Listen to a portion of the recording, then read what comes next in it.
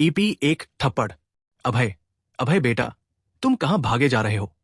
रुको बच्चे, गिर जाओगे, चोट लग जाएगी। रुको, कहते हुए एक औरत एक छोटे से बच्चे के पीछे भागे जा रही थी। उस औरत ने एक गुलाबी कलर की बहुत खूबसूरत सी साड़ी पहन रखी थी। वो दिखने में बहुत ही खूबसूरत थी। उस औरत के लंबे घने बाल कमर तक खुले हुए थे। एक छोटे से बच्चे के पीछे भागते हुए वो उसे आवाज लगा रही थी। वो छोटा सा बच्चा भागते हुए बोल रहा था, मां, आ जाओ, मुझे पकड़ो मां, आओ मुझे पकड़ो, देखो आप मुझे नहीं पकड़ सकती मां, आओ मुझे पकड़ो। कहते हुए वो बच्चा हंसते हुए आगे भागते जा रहा था। उस बच्चे की हंसी और उसकी मां की आवाजें उस बड़े से घर में गूंज रही थी। उस आलीशान घर को देखकर ऐसा लग रहा था जैसे बनाने वाले ने इस घर को बनाने के लिए बहुत पैसा खर्च किया है। चारों तरफ महंगे पर्दे, सोफे और कालीन बिछे हुए थे, बड़े बड़े झूमर, और चारों तरफ घूमते हुए नौकर चाकर को देखकर पता लग रहा था कि ये जरूर कोई रईस घराना है। और उस बड़े से आलीशान घर के अंदर उन दोनों मां बेटे की किलकारी की आवाज साफ सुनाई दे रही थी। ऐसा लग रहा था जैसे घर की असली खुशी तो वो छोटा सा कियांश ही है। तभी छोटा सा कियांश भागते हुए अचानक जमीन पर फिसल कर गिर गया। उसकी मां ने उसे जैसे ही गिरते हुए देखा, उसकी मां की एक चीख अभय, और इसी के साथ नीचे फर्श पर बिछे गद्दे पर सोए अभय की नींद अचानक से खुल गई। उसने जैसे ही अपनी आंखें खोली वो एक झटके से उठते हुए बोला, मां। लेकिन जैसे ही उसकी आंखें खुली और उसे थोड़ा होश आया कि वो कहां पर था, तब उसे समझ आया कि वो जो कुछ भी अभी देख रहा था वो सब एक सपना था। उसने एक गहरी सांस लेते हुए अपने माथे पर आए पसीने को पोंछा। तभी उसके कमरे के बाहर हॉल से अचानक से शोर की आवाज आने लगी। इस शोर को सुनते ही कियांश जल्दी से अपनी जगह से खड़ा हुआ और जल्दी से दरवाजा खोलकर कमरे से बाहर दौड़ा। उसने देखा कि कमरे के बाहर उसकी सास मिसेज खन्ना जोर जोर से शोर कर रही थी। वो चिल्लाते हुए बोली, हो क्या रहा है इस घर में? इस घर में कुछ भी चीज समय पर क्यों नहीं मिलती है? कुछ ढूंढते हुए वो लिविंग रूम की चीजों को इधर उधर करे जा रही थी और साथ ही चिल्ला रही थी। तभी अभय भागते हुए उनके पास आया और बोला, मॉम, आप क्या ढूंढ रही है? मुझे बताइए, मैं आपकी हेल्प कर देता हूं। ये सुनते ही सामने खड़ी मोटी सी मिसेज खन्ना गुस्से से उसे ताना कसते हुए बोली, तुम मेरी मदद करोगे? तुम जो खुद की भी मदद नहीं कर सकते, वो मेरी क्या मदद करेगा? जो खुद अपने ससुराल वालों के पैसों पर पल रहा है, उनकी 2 टाइम की जूठन से अपना काम चलाता है, अपनी बीवी का खर्चा उठाना तो दूर, उसकी देखभाल भी नहीं कर सकता, वो मेरी मदद करेगा? कहते हुए उन्होंने गुस्से से अपने दांत पीसे। ये सुनकर अभय को बहुत बुरा लगा। अचानक से उसका चेहरा उतर गया, लेकिन उसने एक बार फिर से कोशिश करते हुए कहा, मॉम, आप गुस्सा क्यों हो रही है? बताइए ना, क्या चाहिए आपको? मैंने कहा ना, मैं ढूंढ देता हूं, बताइए। ये सुनकर उसकी सास मिसेज खन्ना ने कहा, तुम मुझे आखिर दे ही क्या सकते हो? अगर देना चाहते ही हो तो शांति दो और अपना बोरिया बिस्तर बांधो और दफा हो जाओ मेरे घर से। ये सुनकर अभय का मुंह लटक गया और वही मिसेज खन्ना उस पर चिल्लाते ही जा रही थी। अभय से जब बर्दाश्त नहीं हुआ तो वो वापस से अपने कमरे की तरफ चला गया। वो मन ही मन अपने ससुराल वालों के बर्ताव के बारे में सोचकर परेशान हो रहा था। उसे समझ ही नहीं आ रहा था कि क्यों उसकी बीवी के घर वालों को उससे इतनी प्रॉब्लम है। कुछ सोचकर उसने एक गहरी सांस ली और अपने कमरे में जाकर वापस से बेड पर बैठकर वो अपने बीते हुए कल के बारे में याद करने लगा। पिछले 3 साल से वो अपने ससुराल में अपनी बीवी के मायके में रह रहा था। आज तक वो अपनी पत्नी को कुछ भी नहीं दे पाया था। यहां तक कि उसकी बीवी को भी लगता था कि अभय एक नालायक शख्स है जो अपनी जिंदगी में कभी कुछ नहीं कर सकता है। ये सब सोचकर अभय दुखी हो गया था। तभी उसकी नजर सामने लगी घड़ी पर गई। उसने देखा कि घड़ी में करीब 10 बजने को आए थे। ये देखकर वो जल्दी से अपने बिस्तर से खड़ा हुआ और बाथरूम की तरफ भागते हुए खुद से ही बोला, उन्नो, आज अगर मैं लेट हो गया तो मेरी खैर नहीं। ये सोचते हुए वो जल्दी से बाथरूम की तरफ भागा और कुछ ही देर में तैयार होकर वो ऑफिस के लिए निकल गया। ओबरॉय रियल एस्टेट कंपनी, जो कि दिल्ली का दिल कहे जाने वाले कनॉट प्लेस की एक बड़ी सी पुरानी इमारत थी। भागते हुए यहां पहुंचने पर अभय ने इस बिल्डिंग को देखकर एक गहरी सांस ली और फिर जल्दी से अंदर की तरफ भागा। तभी उसका एक साथी, जो कि उसी के साथ काम करता था, वो अभय को देखकर हंसते हुए उसके पास आया और बोला, क्यों भाई, लेट हो गया? चल कोई बात नहीं, लेट हो गया तो क्या हुआ, आखिर तेरी बीवी तो है ही तुझे बचाने के लिए, वो हमेशा की तरह तुझे इस बार भी बचा ही लेगी। ये कहते हुए उसका साथी, जिसका नाम किशन था, वो उसका मजाक उड़ाते हुए हंसने लगा। अभय ने उसे घूर कर देखा और आगे जाने लगा कि तभी किशन ने उसे चिढ़ाते हुए कहा, अरे परेशान क्यों हो रहा है यार, इतनी जल्दी किस बात की है? वैसे भी तुझे अपनी बीवी के पास जाकर भी तो डांट ही खानी है। ससुराल वालों के पैसों पर पलता है, बीवी की कमाई खाता है। तेरे जैसे इंसान का जिंदगी में पता नहीं क्या होगा। कहते हुए किशन जोर जोर से हंसने लगा। उसकी बात सुनकर आसपास खड़े ऑफिस के और लोग भी हंसने लगे। अभय ने गुस्से से भरी अपनी एक नजर किशन पर डाली और वहां से आगे बढ़ने लगा कि तभी सामने से आते मैनेजर राजेश से टकरा गया। जैसे ही वो मैनेजर राजेश से टकराया, मैनेजर राजेश ने उसे घूरते हुए कहा, क्यों भाई, हो गया तुम्हारा ऑफिस आने का टाइम? आराम से आते, अभी क्या जरूरत थी इतना जल्दी आने की? आप तो इस कंपनी के मालिक हैं, जब मर्जी तब चले आते। आपको कौन सा किसी की इजाजत की जरूरत है यहां आने और जाने से पहले? आखिर कंपनी तो तुम्हारे बाप की ही है। यह सुनकर अभय को भी गुस्सा आने लगा था। उसने गुस्से से मैनेजर राजेश को घूरते हुए कहा, सॉरी सर, लेकिन आप अपनी लिमिट क्रॉस कर रहे हैं। मैनेजर राजेश ने अपने मोटे से पेट पर हाथ फेरते हुए कहा, अच्छा चल कर रहा हूं तो बोल क्या करेगा? और वो सब छोड़, तू मुझे ये बता कि पिछले 3 महीने से तुम मुफ्त की तनख्वाह ले रहा है। तूने आज तक कितने फ्लैट बेचे हैं बता? थोड़ी देर रुककर मैनेजर राजेश फिर बोला, इस कंपनी में तेरी बीवी काम करती है। इसका मतलब ये नहीं है कि कंपनी तूने और उसने खरीद ली है। बहुत हो गया तुम दोनों का। अब नहीं, अब तुझे मैं बताता हूं कि मैनेजर राजेश क्या चीज है। कान खोल कर सुन, मुझे कल सुबह 9 बजे से पहले पहले कम से कम 100 फ्लैट बेच कर दिखा, वरना अपना बोरिया बिस्तर उठा और अपनी बीवी को यहां से लेकर निकल ले। आई समझ में तुझे या और डिटेल में समझाऊं? मैनेजर राजेश की ऐसी बातें सुनकर अभय को बिल्कुल अच्छा नहीं लग रहा था, लेकिन वो जानता था कि अगर उसने इस समय राजेश को कुछ भी कहा तो मैनेजर राजेश उसे और उसकी बीवी को सच में कंपनी से निकलवाने के लिए कुछ भी कर सकता है। और कियांश ये भी जानता था कि मैनेजर राजेश बिल्कुल गलत नहीं कह रहा है। अभय अपने और अपनी बीवी के लिए कोई भी मुसीबत मोल नहीं लेना चाहता था, इसलिए उसने मैनेजर राजेश की खरी खोटी बातों को चुपचाप सुन लिया। चारों तरफ खड़े लोग जो मैनेजर राजेश की बातें सुन रहे थे, वो अभय को देखकर उसके मुंह पर ही हंस रहे थे। तभी मैनेजर राजेश ने एक बार फिर से अभय को घूरते हुए कहा, समझ आई तुझे मेरी बात, या फिर और अच्छे से समझाऊं? ये सुनकर अभय ने बस हाँ में अपनी गर्दन हिला दी और मुड़कर वापस से ऑफिस के अंदर जाने लगा। उसके दिमाग में यही चल रहा था कि वो इस बारे में क्या करेगा। तभी उसके कानों में एक बार फिर से मैनेजर राजेश की आवाज पड़ी, कहां जा रहे हो? अभी मेरी बात पूरी नहीं हुई। ये सुनकर अभय ने पीछे की तरफ देखा तो मैनेजर राजेश ने उसे घूरते हुए उसके थोड़ा सा करीब आकर उसके कान में धीरे से कहा, अगर ये ना कर पाओ तो एक तरीका और है, कहो तो बता दूं। और वो इससे कहीं गुना ज्यादा आसान भी है, जिससे तुम्हारी और तुम्हारी बीवी की जॉब हमेशा के लिए सिक्योर हो जाएगी। ये सुनकर अभय ने सवालिया नजरों से मैनेजर राजेश की तरफ देखा। मैनेजर राजेश के चेहरे पर एक शैतानी मुस्कुराहट देखकर उसे समझते देर नहीं लगी कि जरूर उसके दिमाग में कोई ना कोई खुराफात चल रही है। तभी मैनेजर राजेश ने उसे अपना थोड़ा करीब आने का इशारा कर धीरे से उसके कान में कहा, अगर 100 फ्लैट ना बेच पाए तो कल अपनी खूबसूरत सी बीवी को हमारे बॉस के साथ एक डिनर के लिए भेज देना। उसके बाद तेरी और तेरी बीवी की जिंदगी भर की ये जॉब पक्की। ये सुनकर अभय का गुस्सा उसके बर्दाश्त के बाहर हो गया। उसने गुस्से से मैनेजर राजेश की कॉलर पकड़ी और उसे खींचकर चीखते हुए बोला, तेरी हिम्मत कैसे हुई ये कहने की? वो आगे कुछ कहता कि तभी उसके कानों में किसी की हील की टक टक की आवाज आई। उसने नजर घुमाई तो सामने से एक खूबसूरत सी लड़की, जिसने घुटनों तक की क्रीम कलर की एक सिंपल ड्रेस पहन रखी थी और अपने बालों को पोनीटेल बनाकर बांधा हुआ था। अभय की आंखें उस लड़की की बड़ी बड़ी हिरनी सी आंखों पर रुक गई। तभी उसकी जेब में पड़ा उसका फोन बजने लगा। अभय, जो अभी सामने खड़ी लड़की की आंखों में खोया हुआ था, उसने एक झटके से मैनेजर राजेश का कॉलर छोड़ दिया और थोड़ी दूरी पर जाकर अपनी जेब से फोन निकालकर फोन उठाते हुए बोला, हाँ, कौन बोल रहा है?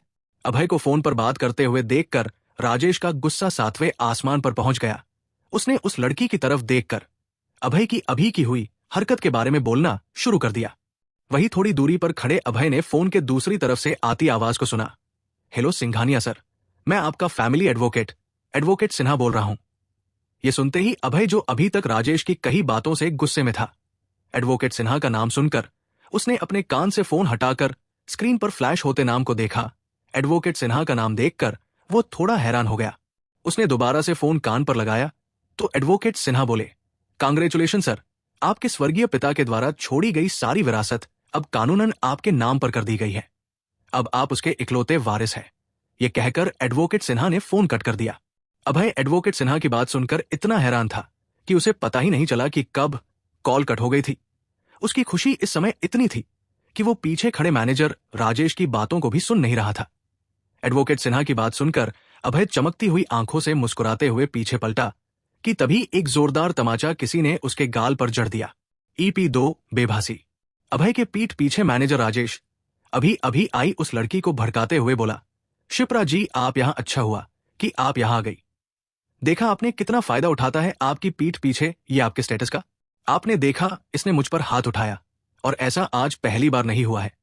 भोला सा चेहरा बनाकर हम तो बस आपकी इतनी इज्जत करते हैं, इसलिए आज तक आपसे कुछ भी नहीं कहा और आज भी नहीं कहते, लेकिन अब आपने देख लिया तो फिर झट से अपनी बात बदलते हुए राजेश बोला, छोड़िए आप ये सब, चलिए चलते हैं यहां से। प्लीज आप उससे कुछ मत कहिएगा, ये सब तो चलता रहता है। ये सब सुनकर और देखकर शिप्रा गुस्से से अभय की तरफ बढ़ी। तभी अभय अपनी फोन कॉल करके पीछे मुड़ा ही था कि शिप्रा ने एक जोरदार चाटा अभय के गालों पर रख दिया। अभय को थप्पड़ पड़ते ही लोग हैरानी से उसे देखने लगे। अभय ने जब नजरें उठाकर सामने खड़े शख्स की तरफ देखा तो उसका सारा गुस्सा बेबसी में बदल गया। अपने सामने खड़ी अपनी बीवी शिप्रा को देखकर उसकी आंखें शर्म से झुक गई। पीछे खड़े मैनेजर राजेश के चेहरे पर एक कुटिल मुस्कान देखकर वो समझ गया था कि हो ना हो शिप्रा ने मैनेजर राजेश की बातों को सच मान लिया है। उसने शिप्रा के कुछ कहने से पहले ही उसको सफाई देते हुए अपना मुंह खोला, शिप्रा। तभी शिप्रा ने गुस्से से कहा, तुम्हारी हिम्मत कैसे हुई मेरा नाम कंपनी में इस तरह खराब करने की? चलो मेरे साथ। शिप्रा ने गुस्से से उसका हाथ पकड़ा और उसे अपने साथ खींचते हुए वहां से ले जाने लगी। शिप्रा को अभय को ऐसे खींच कर ले जाते हुए देख ऑफिस के बाकी सभी लोग एक बार फिर से आपस में बात करते हुए हंसने लगे। अभय के कानों में उनकी हंसी की आवाज ऐसे चुभ रही थी जैसे किसी ने गर्म शीशा उसके कानों में पिघला दिया हो। वो इतनी बेइज्जती बर्दाश्त नहीं कर पा रहा था, लेकिन वो शिप्रा से सबके सामने कुछ कहकर उसकी ओर बेइज्जती का कारण नहीं बनना चाहता था, इसलिए वो चुपचाप उसके पीछे चला गया। शिप्रा खींचकर अभय को जल्दी से अपने केबिन में लेकर गई और गुस्से से उस पर चिल्लाते हुए बोली, आखिर तुम चाहते क्या हो? क्यों जानबूझकर मेरे लिए मुश्किलें बढ़ाते रहते हो? मैं तंग आ चुकी हूं तुमसे। ना जाने वो कौन सी मनहूस घड़ी थी जब मैंने तुम्हें पसंद किया, तुमसे शादी की। आखिर तुम खुद को समझते क्या हो कौन तुम? एक मामूली से सेल्समैन या एक घर जमाई जो सालों से अपने ससुराल वालों पर बोझ बना हुआ उनकी झूठन पर पल रहा है? शिप्रा ने बिना कुछ सोचे समझे गुस्से में अभय पर अपनी सारी भड़ास एक सांस में ही निकाल दी। उसकी आंखों में इस समय गुस्सा और पछतावा साफ नजर आ रहा था। अभय के होश तो शिप्रा की बात सुनकर ही उड़ चुके थे। अभी कुछ देर पहले वो शिप्रा को सबसे पहले ये बात बताना चाहता था कि उनकी जिंदगी की सभी परेशानियां अब खत्म, लेकिन शिप्रा की ये बातें सुनकर अभय के दिल को एक धक्का लगा था। वो कुछ कहने के लिए अपना मुंह खोलता कि तभी उन्हें दरवाजे पर किसी के खड़े होने का एहसास हुआ। दोनों ने पलटकर देखा तो सामने खड़े उस शख्स को देखकर अभय के मुंह से अचानक निकला, बस इसी की कमी रह गई थी। शिप्रा ने सभी सवालों को एक साइड किया और अभय को गुस्से से एक लुक देते हुए दरवाजे की तरफ बढ़ गई। दरवाजे पर खड़े व्यक्ति ने black 3 piece suit, black leather shoes के साथ आंखों पर ब्लैक चश्मा, जो उसकी पर्सनालिटी को और अट्रैक्टिव बना रहा था। उसकी उम्र करीब 30 साल रही होगी। वो आदमी अभय और शिप्रा दोनों को ऐसे देख रहा था जैसे उसने पहले भी इन दोनों को ऐसे ही लड़ते झगड़ते देखा है। तभी शिप्रा जल्दी से आगे आई और उसने अपनी गर्दन हल्के से झुकाकर उस शख्स को ग्रीट करते हुए अपनी मीठी आवाज में कहा, गुड आफ्टरनून सीईओ। ये शख्स कोई और नहीं, ओबरॉय रियल एस्टेट कंपनी का नया सीईओ आरुष ओबरॉय था। आरुष काफी घमंडी इंसान था। उसने अभय को ऐसे देखा जैसे वो किसी कूड़े को देख रहा हो। तभी उसे शिप्रा की मीठी आवाज सुनाई दी। उसने अभय से नजरें हटाकर शिप्रा की तरफ देखते हुए उसे ऊपर से नीचे तक अपनी आंखों से स्कैन किया और बोला, शिप्रा, तुम अपने ये घरेलू झगड़े अपने घर पर निपटाया करो, यहां पर ये सब नहीं चलेगा। ये सुनकर शिप्रा ने तुरंत माफी मांगते हुए कहा, I am sorry sir. Aarush के लिए उन दोनों को ऐसे झगड़ते हुए देखना कोई नई बात नहीं थी। आज भी शिप्रा हमेशा की तरह अभय को डांट रही थी और अभय हमेशा की तरह उसकी डांट चुपचाप खा रहा था। आरुष ने शिप्रा को ऊपर से लेकर नीचे तक देखते हुए कहा, मुझे बताओगे कि यहां क्या चल रहा है? तभी पीछे से मैनेजर राजेश की आवाज आई, जी सर, मैं बताता हूं आपको यहां क्या चल रहा है। कहते हुए वो आगे आया और उसने झुककर आरुष का अभिवादन किया। आरुष ने भी गर्दन हिलाकर उसका जवाब दिया। मैनेजर राजेश ने थोड़ा झुककर आरुष की बात का जवाब देते हुए उसके कान में धीमी आवाज में कुछ कहा, जिसे सुनते ही आरुष की आंखें चमकने लगी। उसने तुरंत अपनी आंखों से चश्मा हटाया और ऊपर से नीचे की तरफ शिप्रा को बड़े गौर से देखने लगा। शिप्रा ने आज घुटनों तक की एक सादी ड्रेस पहनी थी, लेकिन उसमें उसका फिगर काफी निखर कर बाहर आ रहा था। उसकी खूबसूरती किसी भी मेकअप की मोहताज नहीं थी। वो अपने आप में एक नेचुरल ब्यूटी थी। उसके शरीर की बनावट और उसके चेहरे की मासूमियत एक झलक में ही किसी को भी अपना दीवाना बनाने के लिए काफी थी। आरुष ने जब शिप्रा को देखा तो जैसे उसके अंदर कुछ होने लगा था। वो मन ही मन मुस्कुराया और बोला, शिप्रा, ना जाने तुम जैसी खूबसूरत और समझदार लड़की ने इस जैसे आदमी को कैसे पसंद कर लिया। बुरा मत मानना, लेकिन इस जैसा कूड़ा तुम जैसी अप्सरा को बिल्कुल डिजर्व नहीं करता। ये कहते हुए आरुष ने एक नजर अभय पर डाली और अपने कॉलर को सही करते हुए बोला, अच्छा चलो छोड़ो वो सब। मैं बस इतना कहना चाहता हूं कि अगर तुम्हें इस आदमी से कोई जवाब ना मिले तो तुम मुझसे कह सकती हो। मैं सिर्फ तुम्हारे लिए इस आदमी को एक मौका और देने की सोच लूंगा। यह सुनकर शिप्रा थोड़ा खुश हो गई। अभय ने भी। यह सुनकर जब आरुष की तरफ देखा तो उसकी आंखों में वासना की भूख साफ दिखाई दे रही थी। अभय की मुट्ठियां अचानक कस गई। वो जानता था कि आरुष अच्छा इंसान नहीं है और उसकी नजर उसकी बीवी पर है। आरुष ने आगे कहा, शिप्रा, क्यों ना तुम कल का डिनर मेरे साथ करो।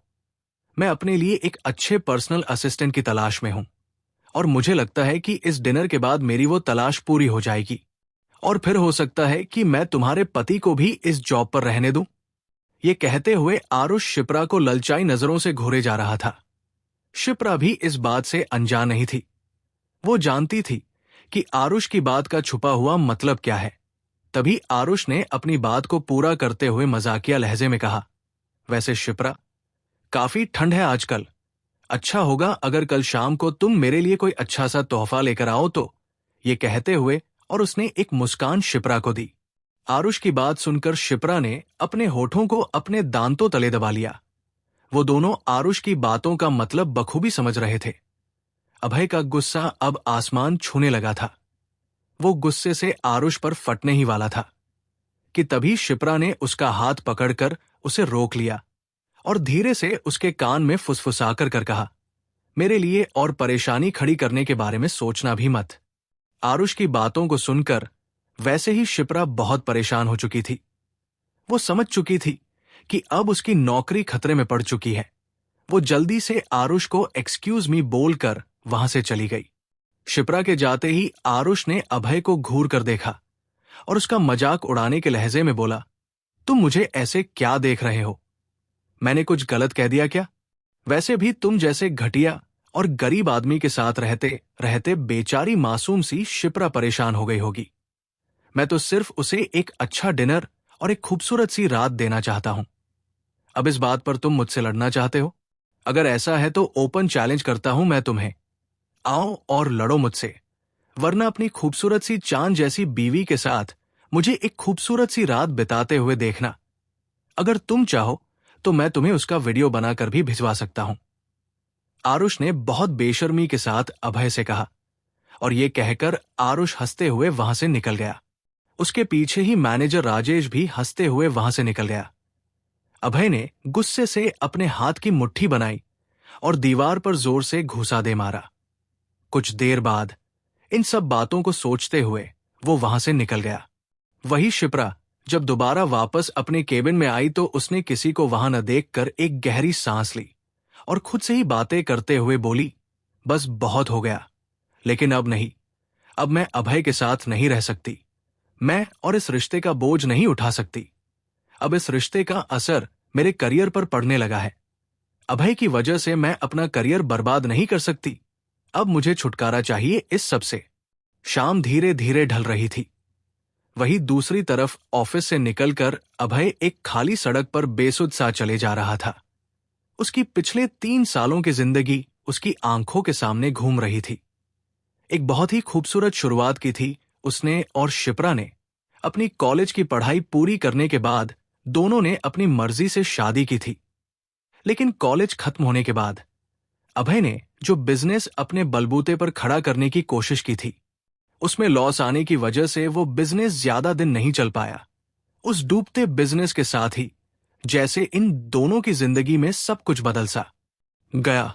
अभय और शिप्रा के बीच इस बिजनेस के खत्म होते ही दूरियां आने लगी थी। दोनों का प्यार इन दूरियों में कहीं गुमसा हो गया था।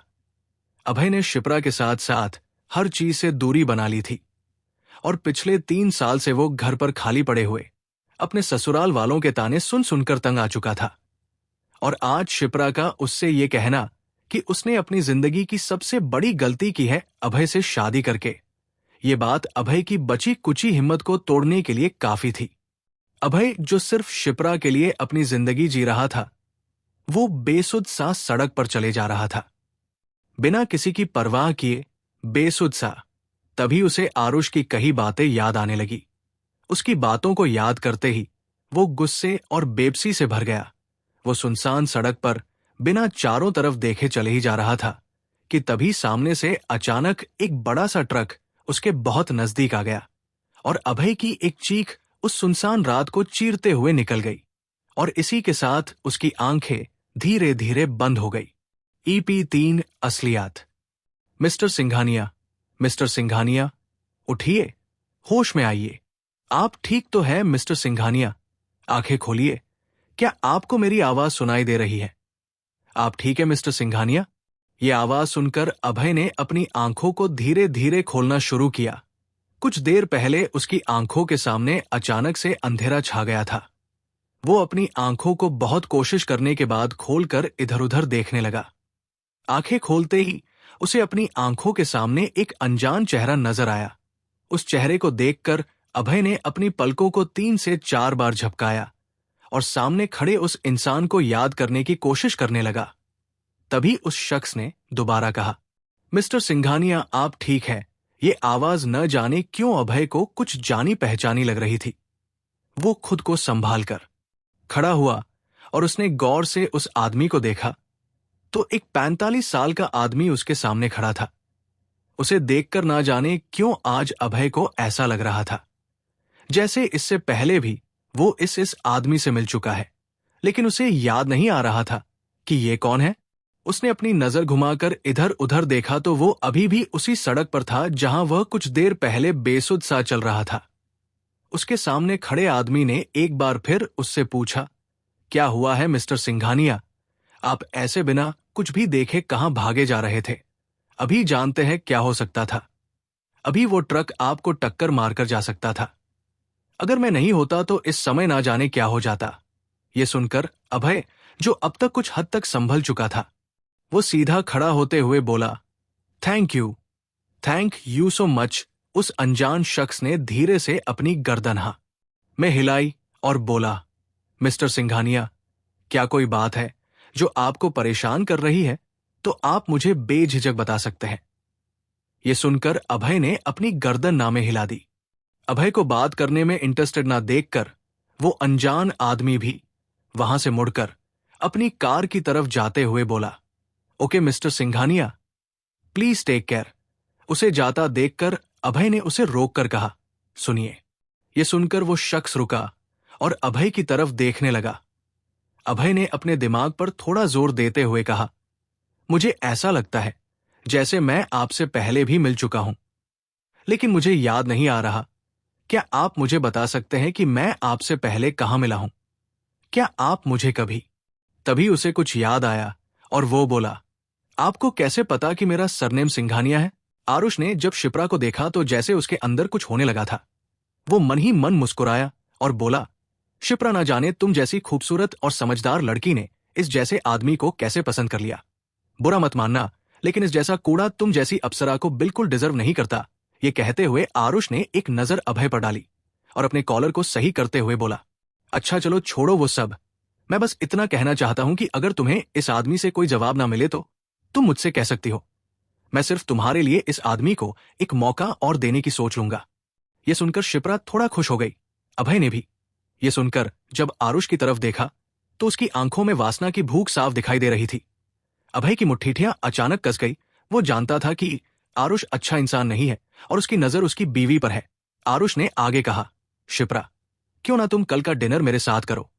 मैं अपने लिए एक अच्छे पर्सनल असिस्टेंट की तलाश में हूं और मुझे लगता है कि इस डिनर के बाद मेरी वो तलाश पूरी हो जाएगी और फिर हो सकता है कि मैं तुम्हारे पति को भी इस जॉब पर रहने दूं। ये कहते हुए आरुष शिप्रा को ललचाई नजरों से घूरे जा रहा था। शिप्रा भी इस बात से अनजान नहीं थी। वो जानती थी कि आरुष की बात का छुपा हुआ मतलब क्या है। तभी आरुष ने अपनी बात को पूरा करते हुए मजाकिया लहजे में कहा, वैसे शिप्रा, काफी ठंड है आजकल। अच्छा होगा अगर कल शाम को तुम मेरे लिए कोई अच्छा सा तोहफा लेकर आओ तो। ये कहते हुए और उसने एक मुस्कान शिप्रा को दी।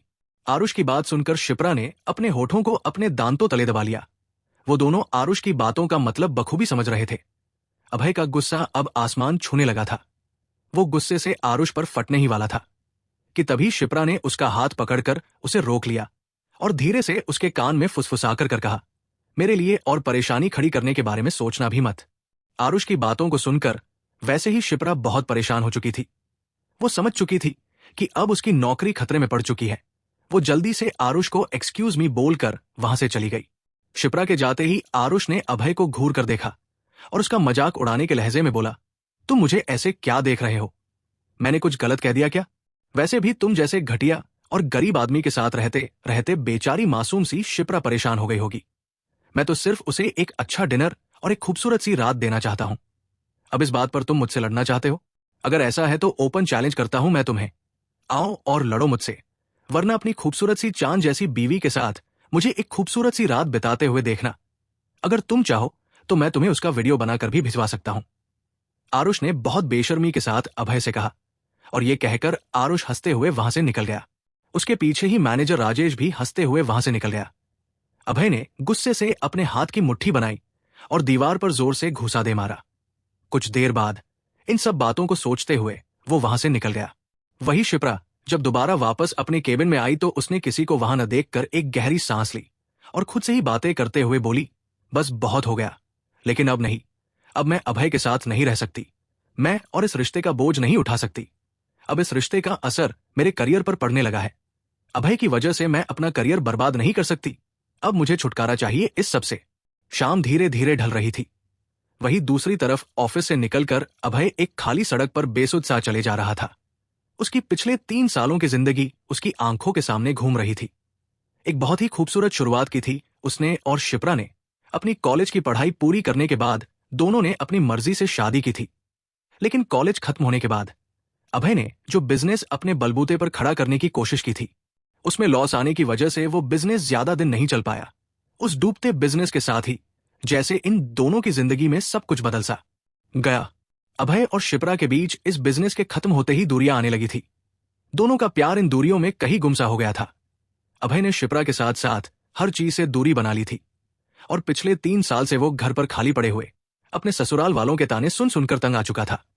और आज शिप्रा का उससे ये कहना कि उसने अपनी जिंदगी की सबसे बड़ी गलती की है अभय से शादी करके, ये बात अभय की बची कुची हिम्मत को तोड़ने के लिए काफी थी। अभय जो सिर्फ शिप्रा के लिए अपनी जिंदगी जी रहा था, वो बेसुध सा सड़क पर चले जा रहा था, बिना किसी की परवाह किए, बेसुध सा।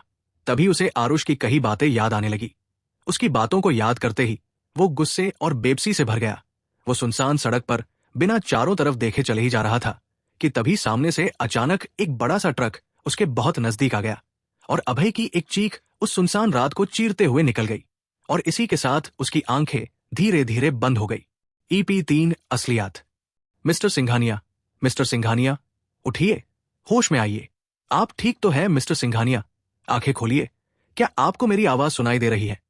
आप ठीक है मिस्टर सिंघानिया? यह आवाज सुनकर अभय ने अपनी आंखों को धीरे धीरे खोलना शुरू किया। कुछ देर पहले उसकी आंखों के सामने अचानक से अंधेरा छा गया था।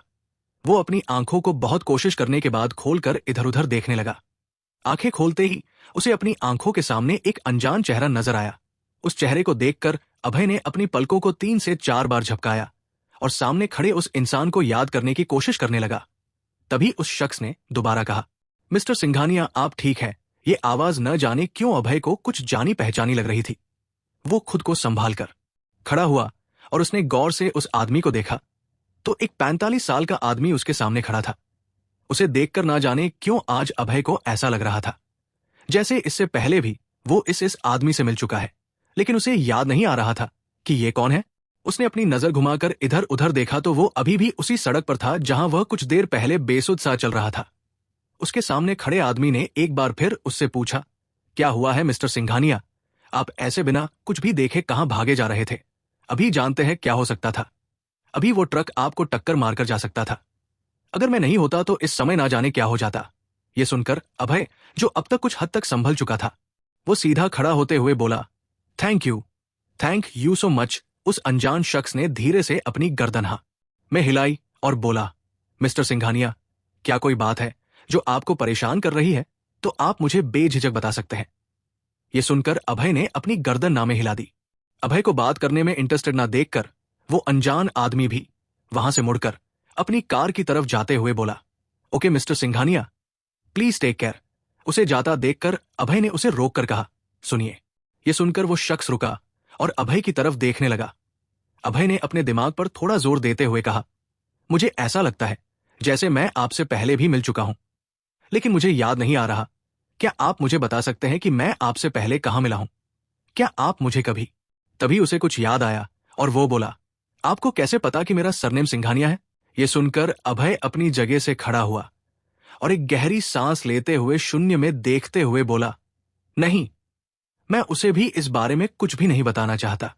यह सुनकर मिस्टर सिन्हा थोड़े से हैरान जरूर हुए, लेकिन फिर उन्होंने अपनी गर्दन में हिलाते हुए कहा, ठीक है, मेरे पास एक प्लान है। मिस्टर सिन्हा की यह बात सुनकर अभय की आंखें चमकने लगी। वो मिस्टर सिन्हा की बात का जवाब देते हुए बोला, अब मैं बताऊंगा उस राजेश और आरुष ओबरॉय को कि किसी की बेबसी का फायदा उठाना किसे कहते हैं। ये कहते हुए अभय की आंखों में नफरत साफ दिखाई दे रही थी। EP4 अभय कहा है। अभय मिस्टर सिन्हा से अपनी बातें खत्म करने के बाद उनके घर से निकल गया, लेकिन वो शिप्रा के घर नहीं गया। उसके घर जाने की बजाय उसने रास्ते से एक टैक्सी ली और ड्राइवर को एक एड्रेस बताते हुए बोला, कपाड़िया रियल एस्टेट कंपनी चलो। कुछ ही देर में वो टैक्सी एक बड़ी सी बिल्डिंग के सामने खड़ी थी। शाम ढल चुकी थी, इसीलिए वो बिल्डिंग लाइटों से ऐसे चमचमा रही थी जैसे आसमान में अनगिनत तारे चमचमाते हैं। चारों तरफ शांति थी, लेकिन बिल्डिंग को देखकर पता लग रहा था कि उसमें अभी भी लोग काम कर रहे हैं। ये बिल्डिंग इंडिया की जानी मानी रियल स्टेट कंपनियों में से एक थी। दुनिया भर में कपाड़िया रियल स्टेट कंपनी का नाम था। कपाड़िया रियल एस्टेट कंपनी के मालिक मिस्टर कपाड़िया एक बहुत ही व्यस्त इंसान थे। अभय ने एक नजर उस चमचमाती हुई बिल्डिंग पर डाली और खुद से ही बोला, Kapadia, mister Kapadia, Kapadia real estate company, मैं आ रहा हूं। कहते हुए वो मुस्कुराया और उस बिल्डिंग के अंदर जाने लगा। अभय पहले भी ओबरॉय रियल स्टेट कंपनी की तरफ से यहां पर कई बार आ चुका था, इसीलिए वहां के गार्ड्स ने उसे नहीं रोका। अभय जैसे ही बिल्डिंग के रिसेप्शन में पहुंचा, वहां पर खड़ी लड़की ने उसे ऊपर से लेकर नीचे तक ऐसे देखा जैसे वो किसी फालतू पड़ी चीज को देख रही हो, और फिर उसे इग्नोर कर वापस से अपने फोन में लग गई। उस लड़की का ऐसा बर्ताव देखकर अभय को बहुत गुस्सा आया, लेकिन वो शांत रहा। उसने इस बात को इग्नोर करते हुए उसके पास जाकर वहां रखी पर रिसेप्शन टेबल पर हाथ से टक टक की आवाज करते हुए कहा, मुझे मिस्टर कपाड़िया से मिलना है। ये सुनते ही वो लड़की अपने फोन से नजरें हटाकर अभय को ऐसे देखने लगी जैसे अभय ने कोई मजाक किया हो। उस लड़की ने अपना फोन साइड में रखा और एक गहरी सांस लेकर बोली, सॉरी, तुम जैसे लोग उनसे नहीं मिल सकते। दूसरी तरफ शिप्रा के घर पर शिप्रा पूरी रात अभय का इंतजार कर रही थी, लेकिन अभय का आज दूर दूर तक कोई भी अतापता नहीं था। शिप्रा सोच सोच कर परेशान हुए जा रही थी। उसने मन ही मन कहा, आखिर ये अभय गया तो गया कहा। मैंने उसका फोन लगाने की भी कई बार कोशिश की, लेकिन उसका फोन भी नहीं लग रहा है। समझ नहीं आ रहा कि मैं क्या करूं। पहले ही कम टेंशन है, क्या जिंदगी में जो अब ये भी। शिप्रा को कहीं ना कहीं यह डर भी था कि कहीं आज ऑफिस में जो कुछ भी हुआ उस वजह से तो आज अभय कहीं चला नहीं गया है। लेकिन इस ख्याल के दिमाग में आते ही वो इस ख्याल को अपने दिमाग से झटक देती है। शिप्रा ये सोचकर भी परेशान हुए जा रही थी कि अगर वो विराट के दिए इस चैलेंज को एक हफ्ते में पूरा नहीं कर पाई तो उसके सर से छत छीन ली जाएगी। इसी उधेड़बुन में शिप्रा को पूरी रात नींद भी नहीं आई थी। वो पूरी रात बस इन्हीं सब बातों और अपनी पिछले कुछ सालों की अपनी जिंदगी के बारे में सोच रही थी। क्या क्या सपने देखे थे उसने और अभय ने अपनी आगे की जिंदगी को लेकर और कहां उन दोनों की जिंदगी कहीं पीछे ही छूट चुकी थी। उन दोनों के सपने हमेशा के लिए सपने ही बनकर रह गए थे। शिप्रा की आंखों में इन सभी बातों को सोचते हुए आंसू आने लगे। वो अपने कमरे के बेड पर लेटी हुई इन्हीं बातों के बारे में सोचते हुए कब सो गई, उसे इस बात का पता भी नहीं चला। अगली सुबह देर से सोने की वजह से शिप्रा की आंख आज रोज के समय से नहीं खुली थी। सूरज की किरण जब खिड़की से छनकर उसके चेहरे पर पड़ी, तब उसने धीरे धीरे अपनी आंखों को खोला। उसने अपनी आंखों को मसलते हुए साइड में पड़ा अपना फोन ढूंढा और टाइम देखा। वो एकदम से शॉक हो गई। फोन में 7 बज रहे थे। वो जल्दी से बेड से उठी और खुद से ही बड़बड़ाते हुए बोली, ओह नो, मैं इतनी देर तक कैसे सो गई? आज तो मैं ऑफिस के लिए लेट हो जाऊंगी। वैसे भी आज ऑफिस में एक नया बखेड़ा मेरा इंतजार कर रहा है। ये कहते हुए उसने अपने बेड के साइड में बिछे गद्दे की तरफ देखा, जहां पर रोज अभय सोया हुआ रहता था। लेकिन आज वहां पर कोई भी नहीं था। ये देखकर वो मन ही मन बड़बड़ाते हुए बोली, और ये अभय कहाँ है आज? इसका कोई अता पता ही नहीं है कल से। उसको मन ही मन कोसते हुए वो जल्दी से उठी और तैयार होने के लिए बाथरूम की तरफ भागी। कुछ देर बाद वो कमरे से तैयार होकर बाहर आई। वो जैसे ही बाहर आई, उसने देखा डाइनिंग टेबल पर उसका भाई विराट बैठा हुआ था। उसे देखकर शिप्रा को रात में हुई सारी बातें याद आने लगी। सब याद आते ही वो मन ही मन विराट को घूरते हुए उसे कोसे जा रही थी। लेकिन विराट पर उसके घूरने का कोई असर नहीं हुआ। शिप्रा अपने गुस्से को कंट्रोल करते हुए चुपचाप आकर विराट के सामने वाली कुर्सी पर बैठ गई और अपने लिए ब्रेड पर बटर लगाने लगी। उसने जैसे ही ब्रेड पर बटर लगाकर अपने लिए ग्लास में जूस डाला कि तभी विराट की आवाज उसके कानों में आई, तो बहना, क्या सोचा है तुमने? उम्मीद है कि तुमने जरूर कुछ ना कुछ सोच लिया होगा। मक्कारी से मुस्कुराते हुए विराट ने कहा, देखो शिपी, मुझे इतना बुरा भी मत समझो। मैं बुरा नहीं हूं, लेकिन वो क्या है ना कि इस दुनिया में अगर इंसान अपने आप से ज्यादा किसी और के लिए सोचने लगे तो उससे बड़ा बेवकूफ कोई भी नहीं है। अब तुम ही कहो, मैं करूं तो करूं क्या? ये कहते हुए विराट शिप्रा को देख रहा था, लेकिन शिप्रा ने उसे पूरी तरह से इग्नोर किया। ये देखकर विराट बेचारा सा मुंह बनाकर बोला, तुम जानती हो कि हमारा फैमिली बिजनेस इस समय कितने घाटे में चल रहा है और इसे वापस खड़ा करने में केवल अनामिका ही हमारी मदद कर सकती है। अब अगर हमें उसकी मदद चाहिए तो उसे तो हमें खुश करना ही पड़ेगा ना। बस इसलिए कह रहा हूं, थोड़ा सोचो हमारे बारे में। मुझे तुम्हें घर से जाने के लिए बोलना बिल्कुल अच्छा नहीं लग रहा, लेकिन मुझे ये सब मजबूरी में करना पड़ रहा है। उसकी बात सुनकर शिप्रा ने कुछ नहीं कहा। उसने अपने हाथ में लिया ब्रेड वापस से प्लेट में रखा और जूस के गिलास से सिप लेते हुए विराट को देखने लगी। विराट नॉनस्टॉप अपनी बकवास किए जा रहा था। शिप्रा से जब बर्दाश्त नहीं हुआ तो वो उठकर वहां से जाने लगी। तभी विराट ने अपनी टोन को बदलते हुए थोड़े गुस्से से कहा, मेरी बात को मजाक में लेने की गलती मत करना, वरना तुम जानती हो कि मैं जो कह रहा हूं उसे करने से बिल्कुल पीछे नहीं हटूंगा। ये सुनकर शिप्रा गुस्से से उसकी तरफ मुड़ी और कुछ कहने ही वाली थी कि तभी पीछे से एक आवाज आई, यहां किस बारे में बात हो रही है शिपी? यह आवाज सुनकर शिप्रा ने जैसी ही पीछे देखा, वहां पर अभय खड़ा था। ना जाने क्यों आज अभय शिप्रा को रोज की तरह नहीं लग रहा था। आज उसके चेहरे पर एक अलग सा कॉन्फिडेंस नजर आ रहा था। अभय को वहां देखकर विराट के होठों पर एक हंसी आ गई, जैसे वो अभय का मजाक उड़ा रहा हो। विराट अभय की तरफ जाते हुए बोला, अरे जीजा जी, कैसे हैं आप? जरा बताने का कष्ट करोगे, पूरी रात कहां थे आप? ये सुनकर भी अभय ने उसकी बात का कोई जवाब नहीं दिया। अभय जानता था कि विराट उसे बिल्कुल पसंद नहीं करता है, इसलिए वो उससे बहस करना जरूरी नहीं समझता और बिना कुछ कहे शिप्रा की तरफ बढ़ा। तभी विराट उसे ताना मारते हुए बोला, हाँ भाई, हमारी बातों का जवाब क्यों दोगे तुम? ये कोई घर थोड़ी है, होटल है। जब मर्जी आओ, जब मर्जी जाओ। अभय विराट की फितरत से वाकिफ था कि वो एक नंबर का बेशर्म आदमी है। जो इंसान अपनी बहन को खरी खोटी सुना सकता है, उसके लिए अभय से कुछ भी कहना कौन सी बड़ी बात है। ये सब सोचते हुए ही अभय ने उसकी किसी बात का कोई जवाब नहीं दिया और वो शिप्रा की तरफ बढ़ते हुए बोला, शिपी, क्या हुआ? क्या सब ठीक है? शिप्रा ने जैसे ही कुछ कहने के लिए अपना मुंह खोला कि तभी विराट ने पीछे से आकर अभय के कंधे पर हाथ रखते हुए कहा, उसे क्या हुआ है? मुझसे पूछो, मैं बताता हूं। अपने कंधे से विराट का हाथ हटाते हुए अभय ने उसकी तरफ सवालिया नजरों से देखा। विराट ने उसका मजाक उड़ाने के लहजे में कहा, वो क्या है ना, मैं बस शिप्रा को याद दिला रहा था कि तुम्हारे 3 महीने जो तुमने कहा था कि तुम अपने लिए कुछ ना कुछ इंतजाम कर लोगे, या फिर जो भी फालतू की बातें तुमने की थी, वो समय पूरा होने वाला है। आज का दिन अगर हटा दिया जाए तो सिर्फ 6 दिन है तुम्हारे पास। बस यही बात मैं शिप्रा को याद दिला रहा था। अब उसे मेरी बात बुरी लगी तो मैं क्या करूं? मैंने तो इसमें कुछ भी गलत नहीं कहा। मैं तो तुम्हारे शब्दों को सिर्फ उसे याद दिलाने की कोशिश कर रहा था। ये सब सुनकर अभय ने विराट की तरफ देखा और फिर शिप्रा की तरफ। शिप्रा ने अपनी नजरों को जमीन पर किया हुआ था। शिप्रा को ऐसे बेबस खड़ा देखकर अभय को दिल ही दिल में बहुत दर्द हुआ।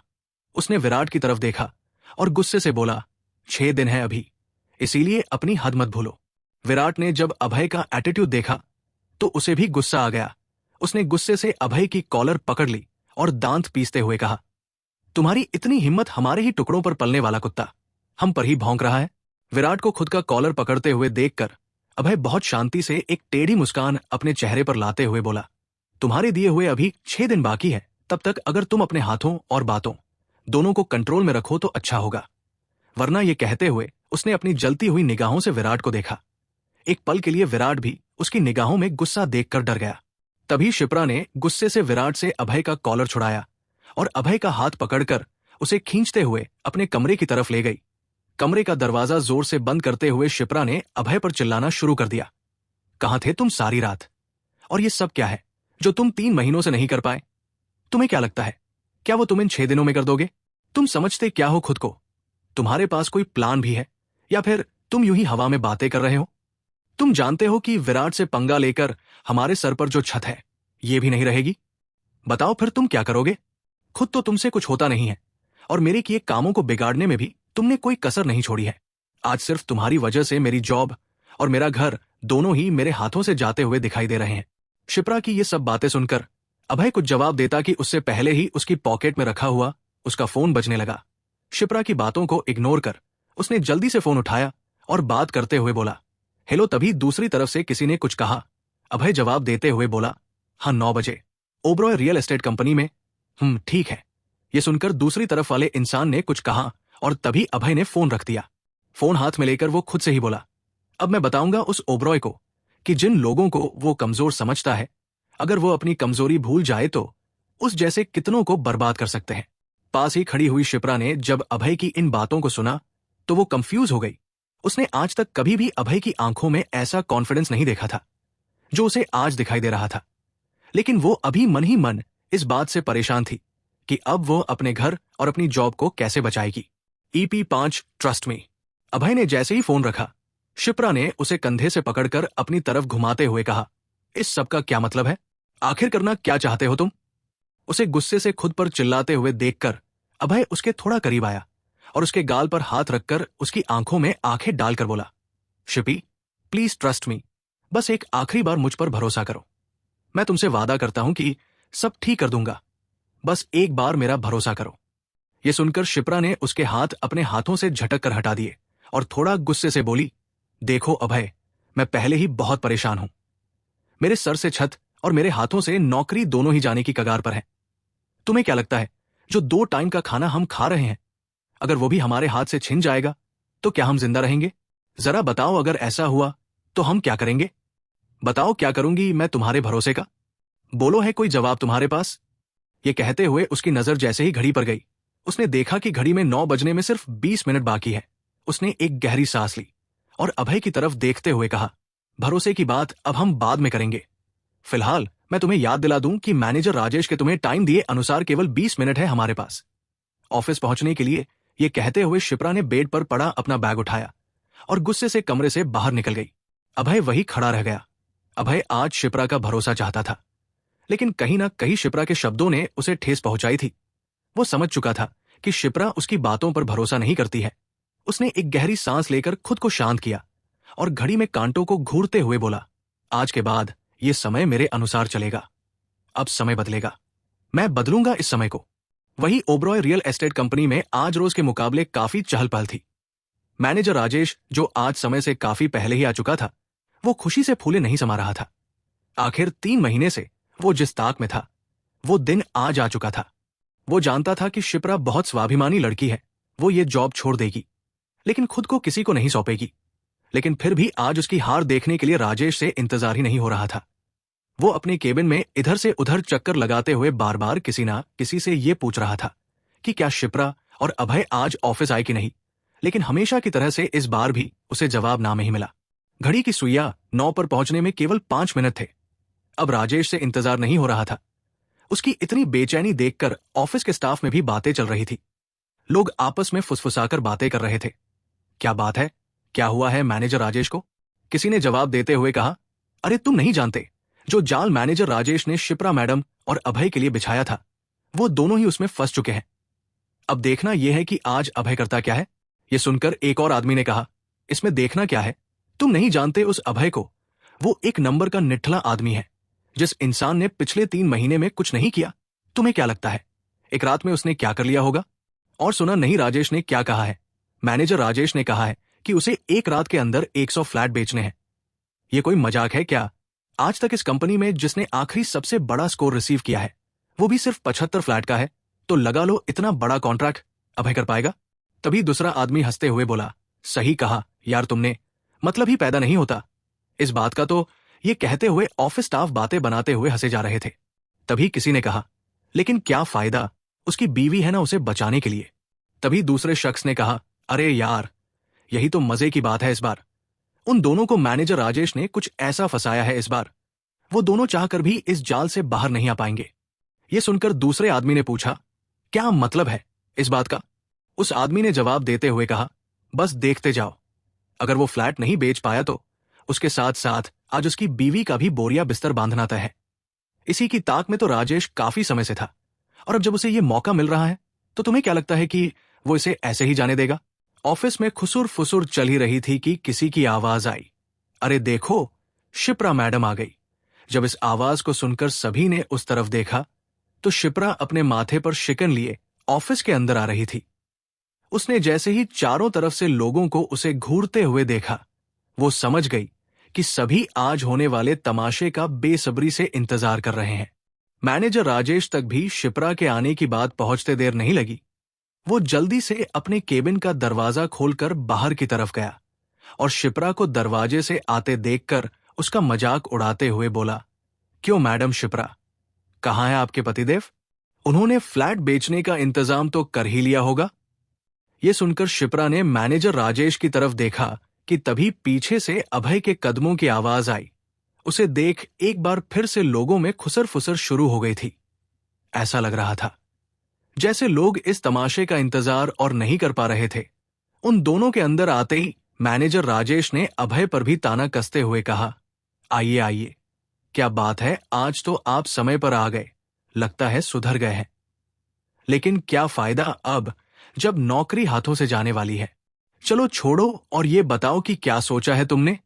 अब क्या तुम अपना बोरिया बिस्तर बांधकर यहां से निकलने की सोच रहे हो, या फिर हमारी शर्त के मुताबिक तुम दूसरा ऑप्शन? जैसे ही मैनेजर राजेश ने यह कहा, उसकी नजरें अभय की जलती हुई निगाहों पर गई। अभय गुस्से से उसे घूर कर देखे जा रहा था, जैसे वो आंखों से ही उसे धमकी दे रहा हो कि खबरदार अगर तुमने इस बार मेरी बीवी का नाम भी लिया। उसकी नजरों को देखकर ही मैनेजर राजेश की बोलती अचानक से बंद हो गई। तभी दरवाजे से आरुष हमेशा की तरह सूट बूट में अंदर आया। उसे देखते ही अभय की मुठिया गुस्से से कस गई। आरुष ने जब सभी को ऐसे भीड़ जमा करके खड़ा हुआ देखा तो मैनेजर राजेश की तरफ देखते हुए कहा, यह सब क्या हो रहा है? यहां कोई सब्जी मंडी लगा रखी है क्या? या किसी को समझ नहीं आता कि यह रियल एस्टेट कंपनी का ऑफिस है जहां पर तुम लोगों ने ऐसे भीड़ जमा कर रखी है? कुछ काम नहीं है क्या कंपनी में आज? उसे गुस्से में देखकर मैनेजर राजेश उसके पास आया और धीरे से उसके कान में कुछ कहा। उसकी बात सुनते ही जैसे आरुष को कुछ याद आया और तभी शिप्रा को देख शैतानी मुस्कान उसके चेहरे पर साफ दिखाई देने लगी। ये देखकर अभय ने अपनी मुट्ठियों को कुछ इस तरह से दबाया कि उसके नाखून उसकी हथेली में घुस रहे थे। इस समय वो गुस्से से इतना भर चुका था कि उसे अगर एक मौका मिलता तो वो सामने खड़े आरुष ओबरॉय की जान ले लेता, लेकिन उसने खुद के गुस्से को कंट्रोल किया। तभी शिप्रा की मीठी सी आवाज सभी के कानों में गूंजी। शिप्रा ने धीरे से आरुष ओबरॉय के पास जाकर उन्हें ग्रीट करते हुए कहा, good morning sir. Sir please आप हम दोनों को एक मौका और दीजिए। एक रात में 100 फ्लैट बेचना, आप खुद ही सोचिए क्या ये मुमकिन है? एक्सपीरियंस से एक्सपीरियंस आदमी भी ऐसा नहीं कर सकता है। तो फिर? लेकिन तभी उसकी बात को काटते हुए मैनेजर राजेश ने कहा, नहीं नहीं शिप्रा जी, ये बात तो आपको ये चैलेंज एक्सेप्ट करने से पहले सोचनी चाहिए थी। अब आप ऐसा कुछ नहीं कह सकती है। अब इस बात के कहने का कोई मतलब नहीं है। अब देखो, अगर आपने ऐसा कुछ भी कहा तो मैं आपसे नाराज हो जाऊंगा। उसने मजाकिया लहजे में कहा और थोड़ा सा हंस दिए। उसे मक्कारी से ऐसे मुस्कुराते हुए देखकर शिप्रा गुस्से से उसे घूरने लगी।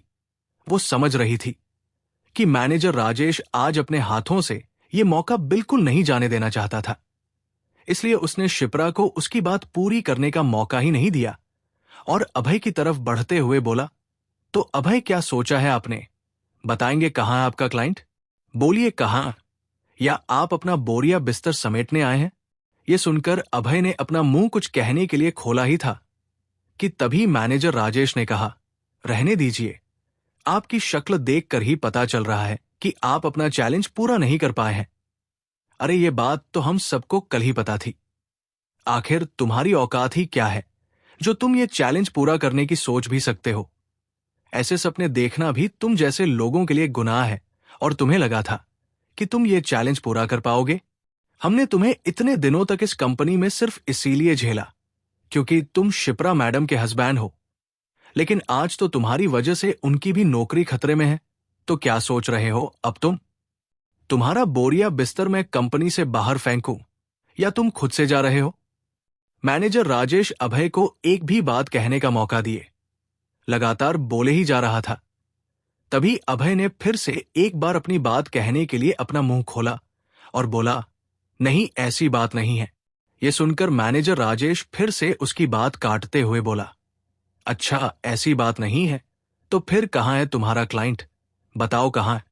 कौन खरीदेगा तुमसे फ्लैट्स? इस समय तुम हमारा उल्लू बनाने के बारे में सोचना भी नहीं, वरना तुम जानते ही हो कि तुम खुद को कितना भी स्मार्ट क्यों ना समझ लो, लेकिन तुम जैसा इंसान कभी भी स्मार्ट नहीं बन सकता। तुम बेवकूफ थे और हमेशा ही बेवकूफ रहोगे। और अगर मेरी बात गलत है तो बताओ कहां है वो शख्स जो 100 फ्लैट खरीदेगा? कहां है तुम्हारा क्लाइंट?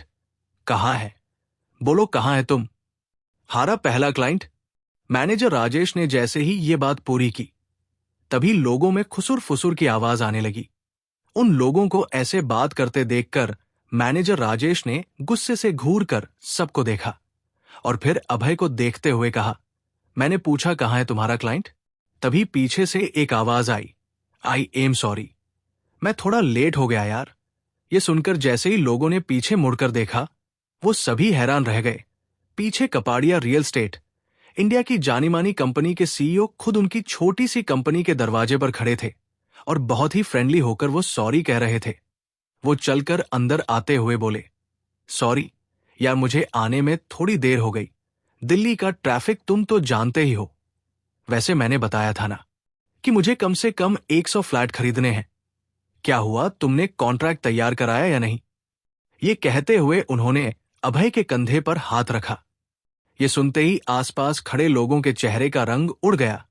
वही आरुष ओबरॉय और मैनेजर राजेश का चेहरा तो अचानक से पीला पड़ गया था, क्योंकि उनकी नजरों के सामने एक ऐसा इंसान खड़ा था जिसे रियल एस्टेट के बिजनेस में भगवान माना जाता।